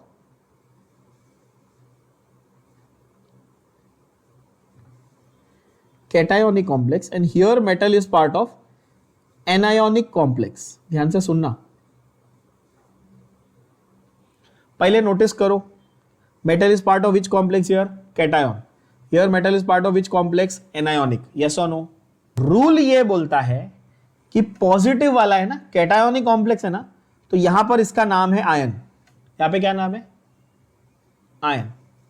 और एनायोनिक कॉम्प्लेक्स है ना, तो यहां पर इसका नाम है ferrous and ending with 8, ferrate. क्या नाम हो जाएगा? फेरेट। ये रूल है, ये रूल है। तो तुमको कितनी नॉलेज चाहिए? मेटल का इंग्लिश नाम, मेटल का लैटिन नाम, लास्ट में से क्या निकालना है और ATE लगाना है वो, और ऊपर से ये भी कि भाई पहले तो पहचानने आना चाहिए कि पॉजिटिव है कि नेगेटिव है। समझ रहे हो कि नहीं समझ रहे हो बच्चा लोग? यस। तो अब ये सारे जो रूल्स हम लोग सीखे हमने। एक और एग्जांपल ले लेता हूं, जैसे कि सिल्वर का मैंने अभी बोला, तो अगर मैं कहूं कि सिल्वर NH3 यहां पर, ठीक है, ये इस तरह से, ये पॉजिटिव था, और मैं कहूं कि AgCl2 ये था -1, तो यहां पर ये सिल्वर है, लेकिन यहां पर क्या है? यहां पर है आर्जेंटेट। क्या नाम है इसका? आर्जेंटेट, ये नाम है ना। तो ये रूल जो है हमें अप्लाई करने के लिए कितना सारा इसमें दिमाग तो पहले लगाना पड़ेगा, कि पहले हमको जो नाम दिया उसमें से जज करना है कि अच्छा ये कॉम्प्लेक्स पॉजिटिव है कि नेगेटिव है। अच्छा पॉजिटिव है तो इंग्लिश वाला नाम, नेगेटिव है तो लैटिन वाला नाम, and you will notice they have not mentioned it here. Can you see that? In the anionic complex उन्होंने क्या लिखा? सिर्फ एंड्स विद 8, बट वो लिखना भूल गए। कौन सा? Right the Latin name. ये मेंशन करो बच्चे लोग, सिर्फ साइन नहीं, लैटिन नेम। साइन नहीं लगेगा, पूरा का पूरा नाम लिखना पड़ेगा। अब कुछ लकीली फॉर यू कुछ ऐसे मेटल्स है जिनका इंग्लिश और लैटिन का नाम सेम है, जैसे कोबाल्ट, कोबाल्ट इज कोबाल्ट, तो कोबाल्ट कोबाल्टेट, इजी। निकल निकलेट, कॉपर क्यूपरेट, ठीक है ना। लेकिन सिल्वर हो गया, फेरस हो गया, लेड, अभी लेड है तो तुम लेड लिखोगे, लेकिन प्लमेट लिखोगे, प्लमेट, राइट, PLUMBATE। तो वहां पे आप लोगों को यह भी पता होना चाहिए कि कौन सा मेटल का कौन सा लैटिन नाम। गोल्ड, गोल्ड के लिए गोल्ड लिखोगे, लेकिन वहां क्या लिखोगे? ऑरेट, ऑरेट। क्या ये बात समझ में आ रही बच्चा लोग? तो बेसिक नॉलेज की बहुत आपको रिक्वायरमेंट है, बेसिक नॉलेज की। और बेसिक नॉलेज अगर याद नहीं है तो अगेन फिर से बोल रहा हूं, पीरियोडिक टेबल के भी, पीरियोडिक टेबल सिखाया भी है, नोट्स भी दिए, वीडियो भी डाला हुआ है, पर देख लो प्लीज। एक एक करके हर एक के नाम लिखते हैं अपन अपने हिसाब से, सारे रूल्स अप्लाई करते हुए। पहला उठाओ, NiCN 4 टाइम्स। रूल क्या बोलता है? तुमको पहले लाइगेंड लिखना है कि पहले मेटल लिखना है? पहले लाइगेंड लिखना है। कितने लाइगेंड है? 4। तो क्या मैं बोलूं? Tetra, tetra. कौन सा लाइगेंड है? CN। CN का नाम क्या है? साइनाइडो, CN का नाम क्या है? साइनाइडो है। सेकेंड रूल क्या बोलता है? IDE हटाओ और सिर्फ O लगाओ। तो साइनाइड का CYAN, IDE हटाओ, O लगाओ, तो क्या बन गया? साइनो। IDE की जगह पे सिर्फ क्या लगाना है? O। ठीक है, तो टेट्रा साइनो हो गया। अच्छा, ओवरऑल ये एनायोनिक कॉम्प्लेक्स था। इस पूरे कॉम्प्लेक्स पे चार्ज क्या था?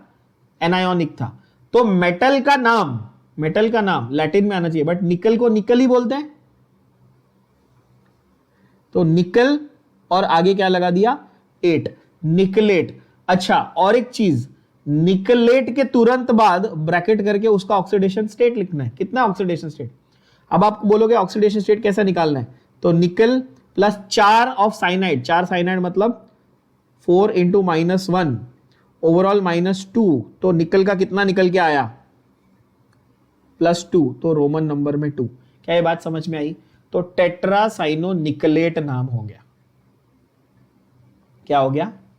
टेट्रासाइनो निकलेट। क्लियर बच्चों? एक एक करके सॉल्व करते जाओ। चलो अगला देखें। अगला, कितने लाइगेंड हैं? 3 लाइगेंड है। कौन सा लाइगेंड है? ऑक्सलेट, तो ट्राई ऑक्सलेटो। ट्राई ऑक्सलेटो, यस और नो? हो सकता है टेक्स्ट बुक में कहीं प्रिंटिंग एरर हो, उसको इग्नोर करो। आप अपने आंसर्स लिखो, अपने रूल से लिखो, मतलब प्रॉपर रूल से लिखो। ट्राई ऑक्सलेटो। कोबाल्ट या कोबाल्टेट? कोबाल्टेट। क्यों? क्योंकि ओवरऑल नेगेटिव कॉम्प्लेक्स है। आप बोलोगे ठीक है, कोबाल्ट का यहां पे कितना है, क्या बोलते हैं, ऑक्सीडेशन स्टेट। तो अगर आप लोगों को ये नहीं पता कि ऑक्सलेट का कितना, ऑक्सलेट का -2 है। जिनको नहीं पता उनको बता दूं, मैंने ये बहुत बार सिखाया है। ऑक्सलेट ऐसा है बच्चों, ठीक है? तो ऑक्सलेट इज -2, तो कोबाल्ट का क्या निकल के आया? +3। तो मैंने रोमन नंबर में 3 लिख दिया। इजी लग रहा है? यस। रूल्स अप्लाई करो, आंसर फटफट आएगा। ठीक है, और मैं फिर से बोल रहा हूं, गारंटीड क्वेश्चन एग्जाम में, ये तो आना ही चाहिए आपको। ओके, तीसरा वाला इजी। तीसरा वाला क्या है? हेक्सा साइनो फेरेट या फेरस या आयन? फेरेट। और इसका ऑक्सीडेशन स्टेट 4, +2 या +3 या +4? कितना? +2। अब आप नोटिस करो, मेरे पास एक कंपाउंड ऐसा भी था और एक कंपाउंड मेरे पास ऐसा भी था। क्या दोनों का आपको नाम समझ में आया? दोनों में हेक्सासाइनोफेरेट ही है, लेकिन यहां पर हेक्सासाइनोफेरेट 3 है और यहां पर हेक्सासाइनोफेरेट 2 है। समझ गए? यस। इसको हम लोग बोलते हैं potassium ferrocyanide and potassium ferricyanide. Potassium ferricyanide and potassium ferrocyanide. ये फेरो है, ये फेरी है, क्योंकि 2+ और 3+ वाले थे, याद करो, फेरस और फेरिक। हाँ, तो कॉमन, इनका भी कॉमन नेम है भाई, इनका भी कॉमन नेम है। जब इनका IUPAC नेम, तो कॉमन नेम भी तो होता होगा। तो FeCN6 का भी कॉमन नेम भी IUPAC नेम भी है, समझना ध्यान से, फेरोसाइनाइड और फेरीसाइनाइड। अगेन ये आपके एंट्रेंस के पॉइंट ऑफ व्यू से ध्यान में रखना बच्चों। क्या ये बात समझ में आ रही है आप लोग को? क्या मैं जस्ट फॉर फन यहां पर लिख दूं कि ये आपका फेरोसाइनाइड होगा? क्या आपको ये बात समझ में आ रही है? कॉमन नेम में, यस और नो? Yes everybody. चलो बढ़िया। अगला वाला, अब कंपाउंड्स कंटेनिंग अ कॉम्प्लेक्स है, तो उसमें लेफ्ट टू राइट, अभी अपन उर्दू में तो पढ़ नहीं रहे, अपन तो इंग्लिश में पढ़ रहे हैं ना, तो लेफ्ट टू राइट पढ़ने वाले अपन। हाँ ठीक है, Na3CO NO2 6 टाइम्स, ये पूरा है। तो सबसे पहला कौन आ रहा है? तुम्हारा काउंटर आयन आ रहा है। कौन आ रहा है तुम्हारा? काउंटर आयन आ रहा है, यस और नो? सबसे पहला कौन आ रहा है बच्चों आपका? सबसे पहला काउंटर आयन आ रहा है। कौन सा है काउंटर आयन? सोडियम। अब कुछ बच्चे बोलेंगे सर ट्राई सोडियम लिखने का क्या? भाई तुम ऐसा, जब तुम ये लिखते हो लेट्स से Na2SO4, तो उसको तुम क्या डाइसोडियम सल्फेट लिखते हो क्या? नहीं ना, नहीं। तो सोडियम सल्फेट लिखते हो। तो इसको भी जो बाहर है, ब्रैकेट के बाहर है, उसको मोनो डाई ट्राई लिखने का क्या नहीं। तो पहला तो ये समझ लो कि आगे क्या आएगा, सिर्फ सोडियम आएगा, समझ रहे हो, ट्राई सोडियम नहीं आएगा। आई नो बहुत बेसिक चीज बता रहा हूं, बट ट्रस्ट मी कुछ बच्चे इसमें भी मिस्टेक करते, इसलिए बता रहा हूं। समझ में आया, इजी। सोडियम, सोडियम ठीक है, सोडियम तुम्हारा काउंटर आयन है। फिर पूरा का पूरा जो कॉम्प्लेक्स है वो एक वर्ड होना चाहिए, ये भी बताया था। अब कॉम्प्लेक्स पे फोकस करो ध्यान से। NO2, NO2 का नाम क्या था बच्चों, नाइट्राइटो। ITE को ITO से रिप्लेस कर दो। कितने हैं, 6। तो हेक्सा, अभी हेक्सा नाइट्राइटो ठीक है, लेकिन ये मत भूलना कि नाइट्राइटो एक एम्बीडेंटेट लाइगेंड है। ये रूल में नहीं लिखा हुआ, ये बता रहा हूं तुमको, ध्यान देना। ये मत भूलना बच्चों कि नाइट्राइटो कैसा है, एक एम्बीडेंटेट लाइगेंड है, ध्यान देना। और ये बताना बच्चा लोग कि कोबाल्ट NO2 ऐसा और कोबाल्ट ONO ऐसा भी हो सकता था, यस और नो, यस। तो नाम कैसे लिखेंगे, तो नाम लिखेंगे हेक्सा नाइट्राइटो N, क्योंकि नाइट्रोजन के साइड से बॉन्डिंग किया। बात समझ में आई, बोलो आया ना एवरीबॉडी, सब बच्चों के भेजे में गया। कोबाल्ट के तुरंत बाजू में कौन है, नाइट्रोजन है कि ऑक्सीजन है, नाइट्रोजन है, तो आप बोलोगे नाइट्राइटो N, ठीक है, हेक्सा नाइट्राइटो N। कोबाल्ट या कोबाल्टेट, कोबाल्टेट क्यों, क्योंकि तुम्हारा काउंटर आयन पॉजिटिव था तो कॉम्प्लेक्स नेगेटिव था। क्या ये बात गई भेजे में एवरीबॉडी, इजी लग रहा है अभी।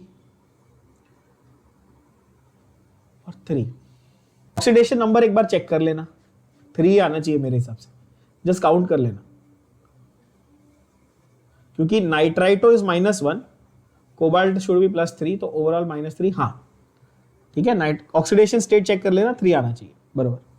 अगला, अगले वाले का नाम क्या होगा, पोटेशियम 3 है, तो क्या लिखूं, ट्राई पोटेशियम लिखूं क्या। मैं जानबूझ के रॉन्ग वाला पूछूंगा ताकि तुमको क्लियर रहे कि नहीं गलत गलत बोल रहे सर। ट्राई पोटेशियम ना, कि सिर्फ पोटेशियम, सिर्फ पोटेशियम लिखूं क्या इधर, सिर्फ पोटेशियम, ओके, सिर्फ पोटेशियम है ना, बैठ जाओ, ठीक है, पोटेशियम। फिर क्या, एल्यूमिनेट या एल्यूमिनियम, पहले ट्राई, हाँ पहले ट्राई ऑक्सलेटो, पहले ट्राई ऑक्सलेटो, आओ लेटो। फिर एल्यूमिनियम कि एल्यूमिनेट, एल्यूमिनेट। कितना ऑक्सीडेशन नंबर, ऑक्सलेटो का -2, ऐसे 3 है तो -6 हो गया, और ओवरऑल कैसा था, -3 था। अच्छा, जिनको ये अभी भी नहीं समझ रहा है, 3 पोटेशियम है तो ये 3- है, जिसमें से इसका -6 है, तो एल्यूमिनियम का कितना है, +3। समझा कि नहीं समझा, बढ़िया। तो पोटेशियम ट्राई ऑक्सलेटो एल्यूमिनेट, क्लियर हो रहा है, इजी लग रहा है अभी। Na3AlF6, इसका कॉमन नेम याद है किसी को, Na3AlF6 का एस ब्लॉक चैप्टर में 11th में पढ़ाया था, cryolite. It's a cryolite, it's an ore of fluoride. Aluminium का भी ओर है, फ्लोराइड फ्लोरीन का भी ओर है, ठीक है ना। बट इसका आप देखोगे IUPAC नेम क्या है, IUPAC नेम, सोडियम हेक्साफ्लोरो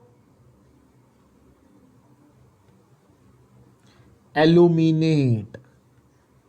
कितना रहेगा, आपको ये नोटिस हो रहा होगा कि सर आपने बोला तो था प्राइमरी वैलेंसी वेरिएबल होती है, बट ज्यादा करके मोस्ट एग्जांपल्स में प्राइमरी वैलेंसी भी हमको सेम ही मिल रही है पर्टिकुलर मेटल्स की। जैसे एल्यूमिनियम की हर जगह 3 मिल रही है, कोबाल्ट की हर जगह 3 मिल रही है ना, मोस्टली क्लियर है बच्चों, यस। अगला कैटायोनिक कॉम्प्लेक्स, फटफट अभी फटाफट आना चाहिए।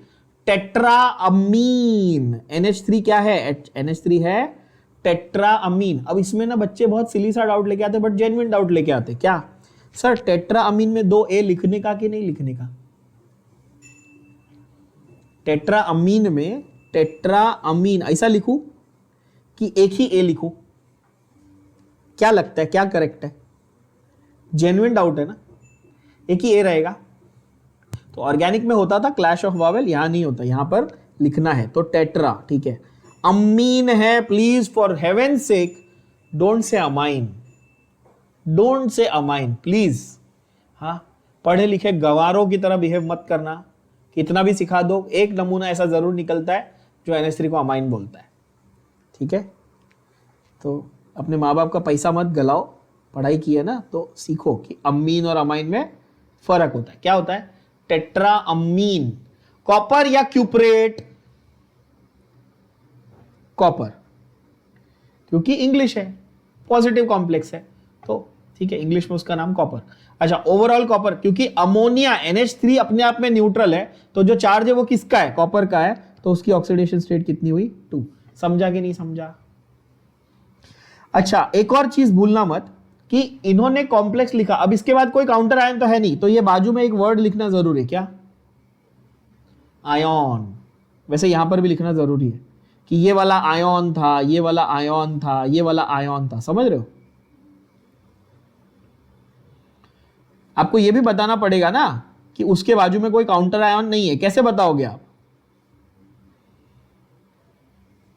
चार्ज वाला कॉम्प्लेक्स है तो वो इतना आयन है, समझ रहे हो कि नहीं समझ रहे हो? Yes, okay.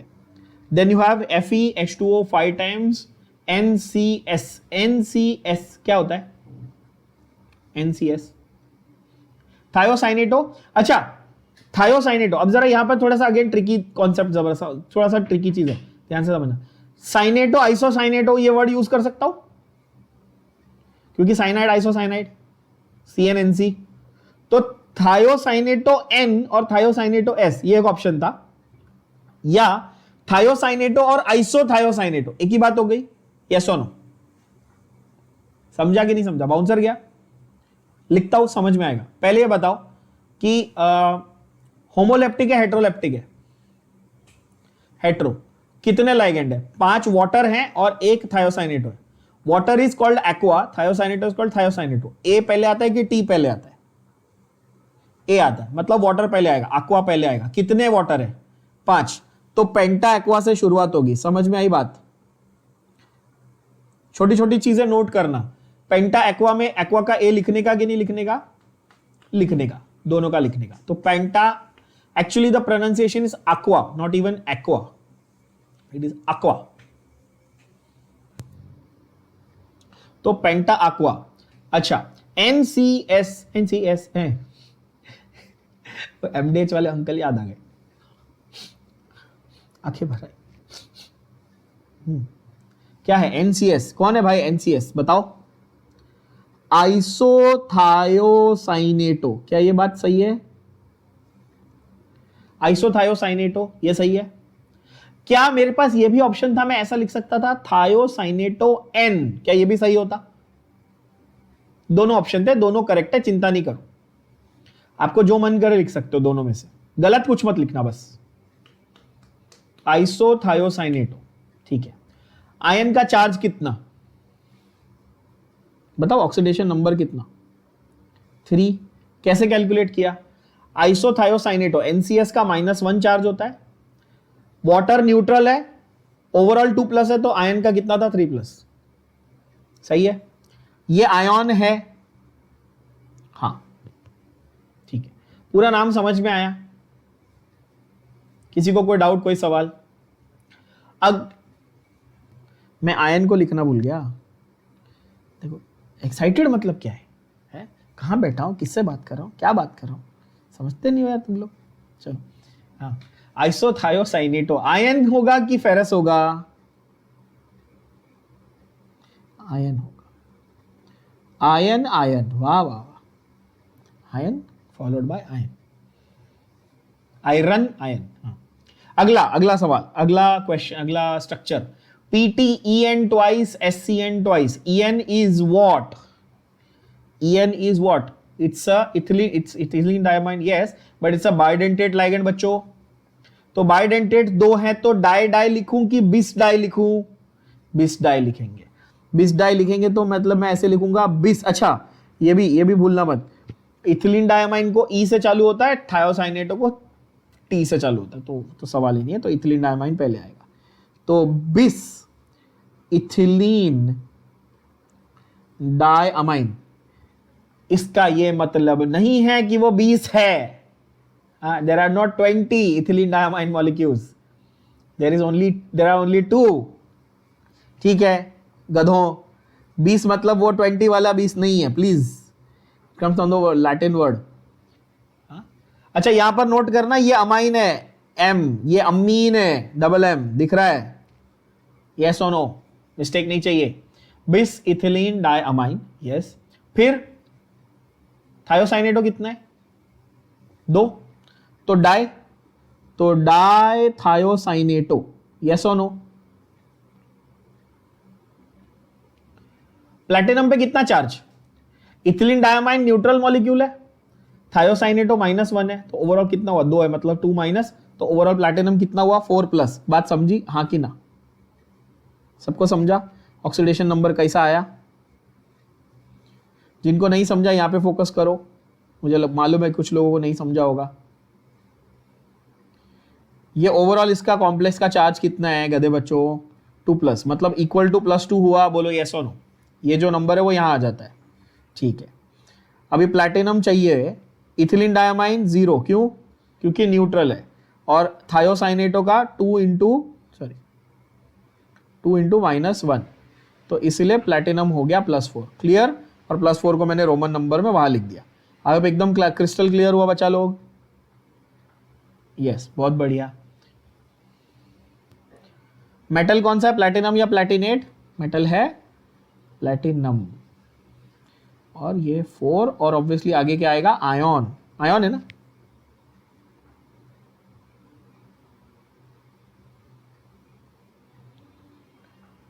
नाम बड़े बड़े हैं, ध्यान से देखना. ओके, अगला PtBr2NH3 4 टाइम्स Br2.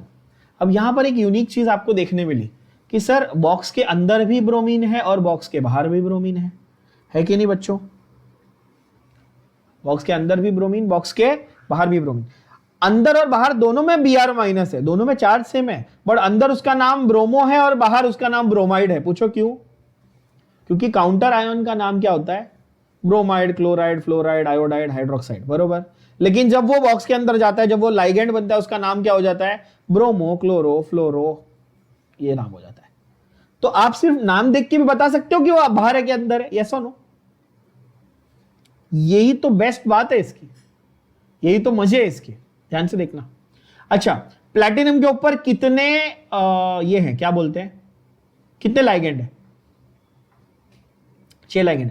मैंने आपको थोड़ी देर पहले कहा भी था, सिस्प्लैटिन में प्लैटिनम के ऊपर 4 ही लाइगेंड थे, याद है ना? जबकि यहां पे 6 है, तो कोऑर्डिनेशन नंबर बदल गया.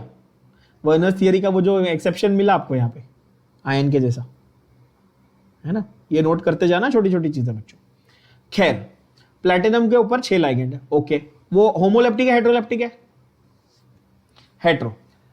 NH3 अमीन है, A से आता है. ब्रोमो B से आता है. ब्रोमो भी 2 हैं और अमीन 4 हैं. लेकिन पहले कौन आएगा? टेट्रा अमीन T वाला पहले आएगा या डाइब्रोमो D वाला पहले आएगा?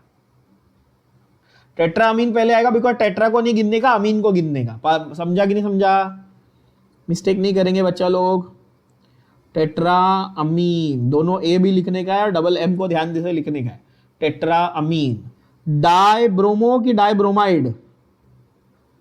डाई ब्रोमो, IDE को हटाओ, O लगाओ. ठीक है.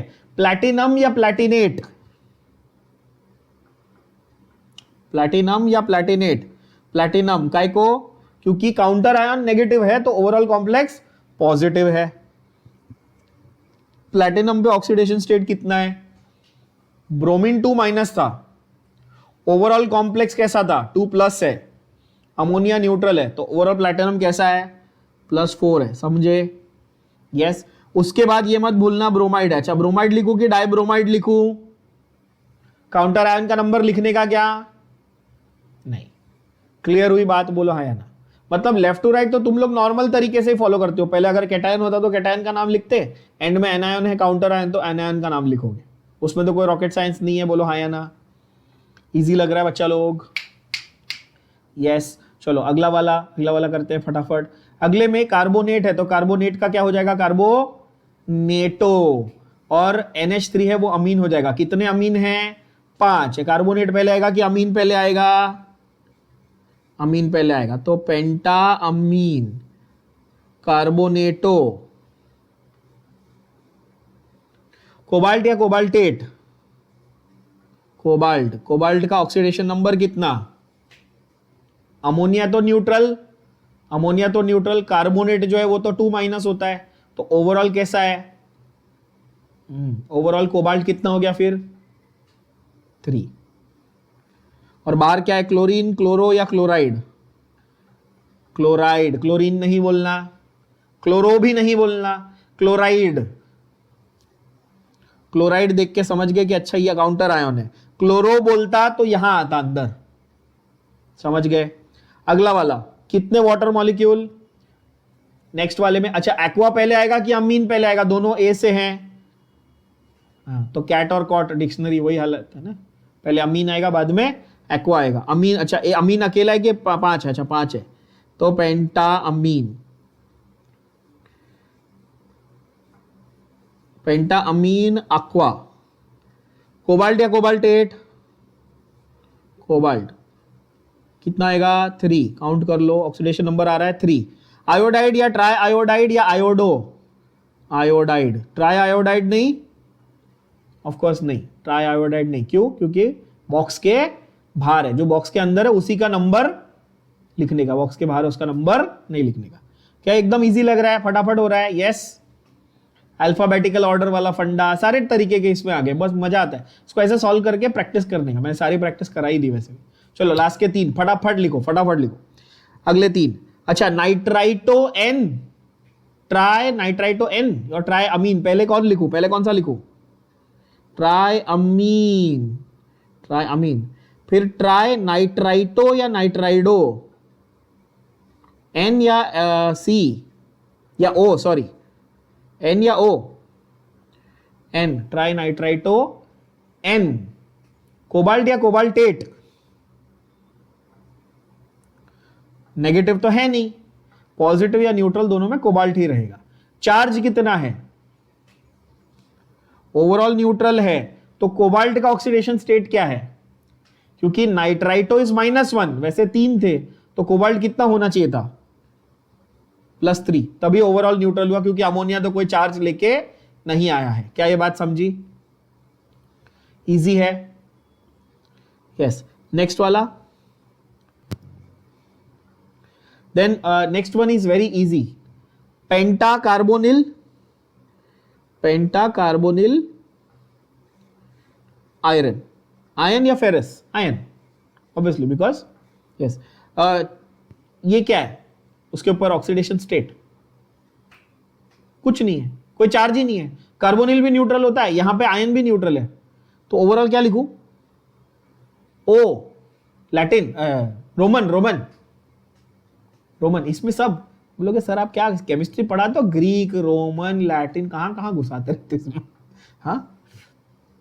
चलो नेक्स्ट वाला, RH क्या है, RH कौन सा मेटल है बच्चा लोग, रोडियम, रोडियम या रोडेट, न्यूट्रल है, रोडियम।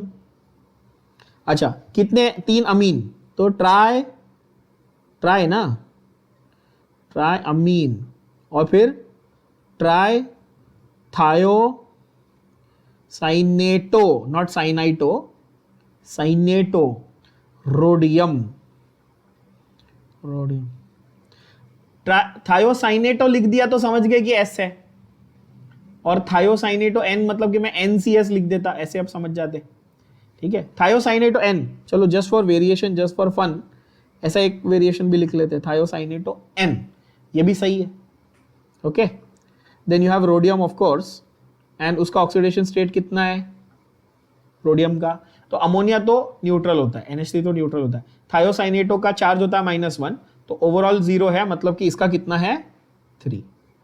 क्लियर बच्चा पार्टी, सारे नाम लिख डाले। अब एक नाम मैं चाहता हूं कि आप लोग खुद लिखो, जो आप सबने बहुत भर भर के यूज किया, LiAlH4। अब आपको रियलाइज होगा कि LiLH4 यूज तो सर हम लोग 2 साल से कर रहे हैं, आप तो इसको रिड्यूसिंग एजेंट में घुसा देते हो हर जगह। क्या नाम है वैसे इसका common name? Lithium aluminium hydride. अब आपको थोड़ा सा एक ऐसे मतलब कि दिमाग की बत्ती जलाने वाला मोमेंट करते हैं।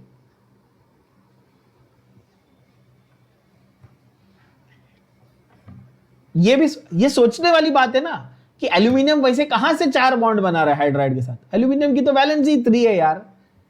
रुक के सोचा ही नहीं ना तुमने कभी। वो एक्चुअली कोऑर्डिनेशन कंपाउंड है। तो क्या नाम होना चाहिए? हाइड्राइड विल बिकम, जैसे bromide became bromo, cyanide became cyano, hydride became hydro. अच्छा, अब नाम बता सकते हो? तो लिथियम, पहले लिथियम ना, पहले लिथियम क्योंकि काउंटर आयन बाहर है, फिर tetra hydro aluminate. Oxidation number hydride is -1, तो ये ओवरऑल प्लस, ये ओवरऑल कितना था? -1 था। अच्छे क्वेश्चंस भी कर लेते। चलो question number 2 of your exercises, जल्दी जल्दी। नाम IUPAC name of the complex PTEN twice SCN twice 2 plus is, नाम?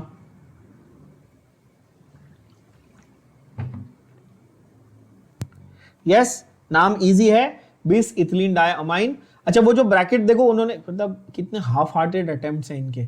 बिस इथिलीन डायअमाइन का ब्रैकेट चालू किया, बंद भी नहीं किया। क्या तो मतलब जोरदार लोग हैं ये। हाँ, बिस इथिलीन डायमाइन डाइथायोसाइनेटो प्लैटिनम 4 आयन। ठीक है, थर्ड वाला क्वेश्चन का आंसर देखेंगे बच्चों। थर्ड वाले क्वेश्चन का आंसर बताओ। उन्होंने उल्टा आपको नाम दिया है और स्ट्रक्चर आइडेंटिफाई करना है। Sodium hexacyanoferrate, D Delhi, sodium hexacyanoferrate. A Q गलत है, ए क्यू गलत है, ए गलत है क्योंकि सोडियम को अंदर डाल दिया, सोडियम को अंदर डाल दिया, तो ए गलत है। बी क्यू गलत है, ऑक्सीडेशन स्टेट बी के हिसाब से ऑक्सीडेशन स्टेट मैच नहीं हो रही, बी में ऑक्सीडेशन स्टेट गलत है। सी क्यू गलत है, सी में भी ऑक्सीडेशन स्टेट गलत है। यहां पर ऑक्सीडेशन स्टेट 3 है, मतलब एक ही ऑप्शन हो सकता है, option D is your correct answer. Easy लग रहा है एकदम? यस बच्चों। अच्छा, एक वर्नर थियरी के हिसाब से भी क्वेश्चन आंसर बता दो मेरे को फटाक से। AgNO3 डाला है, 1 मोल AgCl आ रहा है, कितना? 1 मोल। ऑप्शन ए, बी, सी या डी, कौन सा करेक्ट है वर्नर थियरी के हिसाब से? ऑप्शन ए, क्योंकि एक ही क्लोरीन बाहर चाहिए। कितना मतलब कॉन्सेप्ट आ गया तो क्वेश्चंस कैसे बन रहे? धड़ धड़ बन जाएंगे क्वेश्चन। समझ रहे हो बात को? Yes, okay. और भी एक दो ये देख लेते हैं, क्या बोलते हैं, बेसिक जरा क्वेश्चन देखते हैं आपके, एकदम बेसिक्स को क्लियर कर देता हूं। जैसे इसमें लुईस एसिड कौन है, लुईस बेस कौन है? ये देखो फिर घूम फिर के वही सिस्प्लैटिन के पीछे पड़े हुए हैं ये। और ये भी अगेन मैंने आपको बोला था सिस्प्लैटिन पे सवाल आएगा बच्चों, है ना?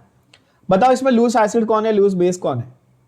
तो प्लैटिनम जो है वो लुईस एसिड है और क्लोरीन और अमोनिया दोनों लुईस बेस है। क्यों? क्योंकि वो दोनों डोनर है, लाइगेंड्स है, और प्लैटिनम जो है आपका एक्सेप्टर है। ये इजी, बहुत बेसिक चीजों को पूछ रहा है ये। यस बच्चा लोग, बहुत बढ़िया। इसमें आंसर बताओ जरा, what is the coordination number and oxidation state दोनों? चलो, आप लोगों को सबको मैंने कैलकुलेट करना सिखाया, फटफट आंसर आना चाहिए। कोऑर्डिनेशन नंबर कितना है? कोऑर्डिनेशन नंबर है 6 और ऑक्सीडेशन नंबर कितना है? ऑक्सीडेशन नंबर कितना है? 4। कैसे? क्योंकि 5 क्लोरीन है, -5, ओवरऑल चार्ज -1 है, तो प्लैटिनम कितना हो सकता था? +4। कितना इजी। लिखेंगे कैसे? प्लैटिनम को ऐसे लिखेंगे +4। अच्छा, अगर मैं इसका IUPAC नेम लिखने बोलूं तो लिख पाओगे? बताओ क्या लिखेंगे IUPAC नेम बच्चों? पेंटा नहीं, सॉरी, पहले अमीन या पहले क्लोरो? पहले अमीन, तो पेंटा अमीन, सॉरी अमीन पेंटा क्लोरो, क्या एक ही अमीन है? अमीन पेंटा क्लोरो, प्लैटिनम या प्लैटिनेट? प्लैटिनेट, और ब्रैकेट में 4। सबको आया? सॉरी। फॉर्मूले फॉर दीज, फॉर्मूले फॉर दीज, पोटेशियम, अमीन, ट्राइक्लोरोप्लैटिनेट। अच्छा, पोटेशियम बाहर के अंदर, पोटेशियम बाहर, कितने पोटेशियम पता नहीं, बाद में देखेंगे। अमीन ट्राइक्लोरोप्लैटिनेट 2, प्लैटिनम कितना, एक, अमोनिया, अमीन एक ही है, ठीक है। Cl कितने हैं, 3, Cl3, तो ओवरऑल कितना रहेगा बाहर, एक ही पोटेशियम रहेगा। समझ में आ रही बात, कितना इजी है ये ना, मस्त मजाक है ये तो, कितना easy. Dicyanoaurate, what is dicyanoaurate? Dicyanoaurate, gold, aurate मतलब गोल्ड है ना, और डाइसाइनो, डाइसाइनो मतलब 2, और ओवरऑल चार्ज कितना लिखूंगा, क्योंकि डाइसाइनोओरेट गोल्ड को वो बोल रहा है 1 और 2 साइनाइड है, तो ओवरऑल कितना हुआ, -1 चार्ज। कितना इजी, यस। तो सारे कॉन्सेप्ट्स अगर आपने सीख लिया, आईयूपीएसी नेम लिखना सीख लिया, ऑक्सीडेशन नंबर निकालना सीख लिया, कोऑर्डिनेशन नंबर निकालना सीख लिया, तो आपके बहुत सारी जो बेसिक चीजें वो काफी हद तक क्लैरिटी के साथ समझ में आ जाती है। एक लास्ट क्वेश्चन आज के लिए कर लेते हैं, ये वाला बताओ, 8th वाला बच्चों क्या बोलता है, the sum of coordination number, भाई गड़बड़ मत करना, क्वेश्चन को पढ़ना, sum of coordination number and oxidation number दोनों बताइए। मतलब ऑक्सीडेशन नंबर निकालो, कोऑर्डिनेशन नंबर निकालो, दोनों को ऐड करो और बताओ आंसर कितना आ रहा है।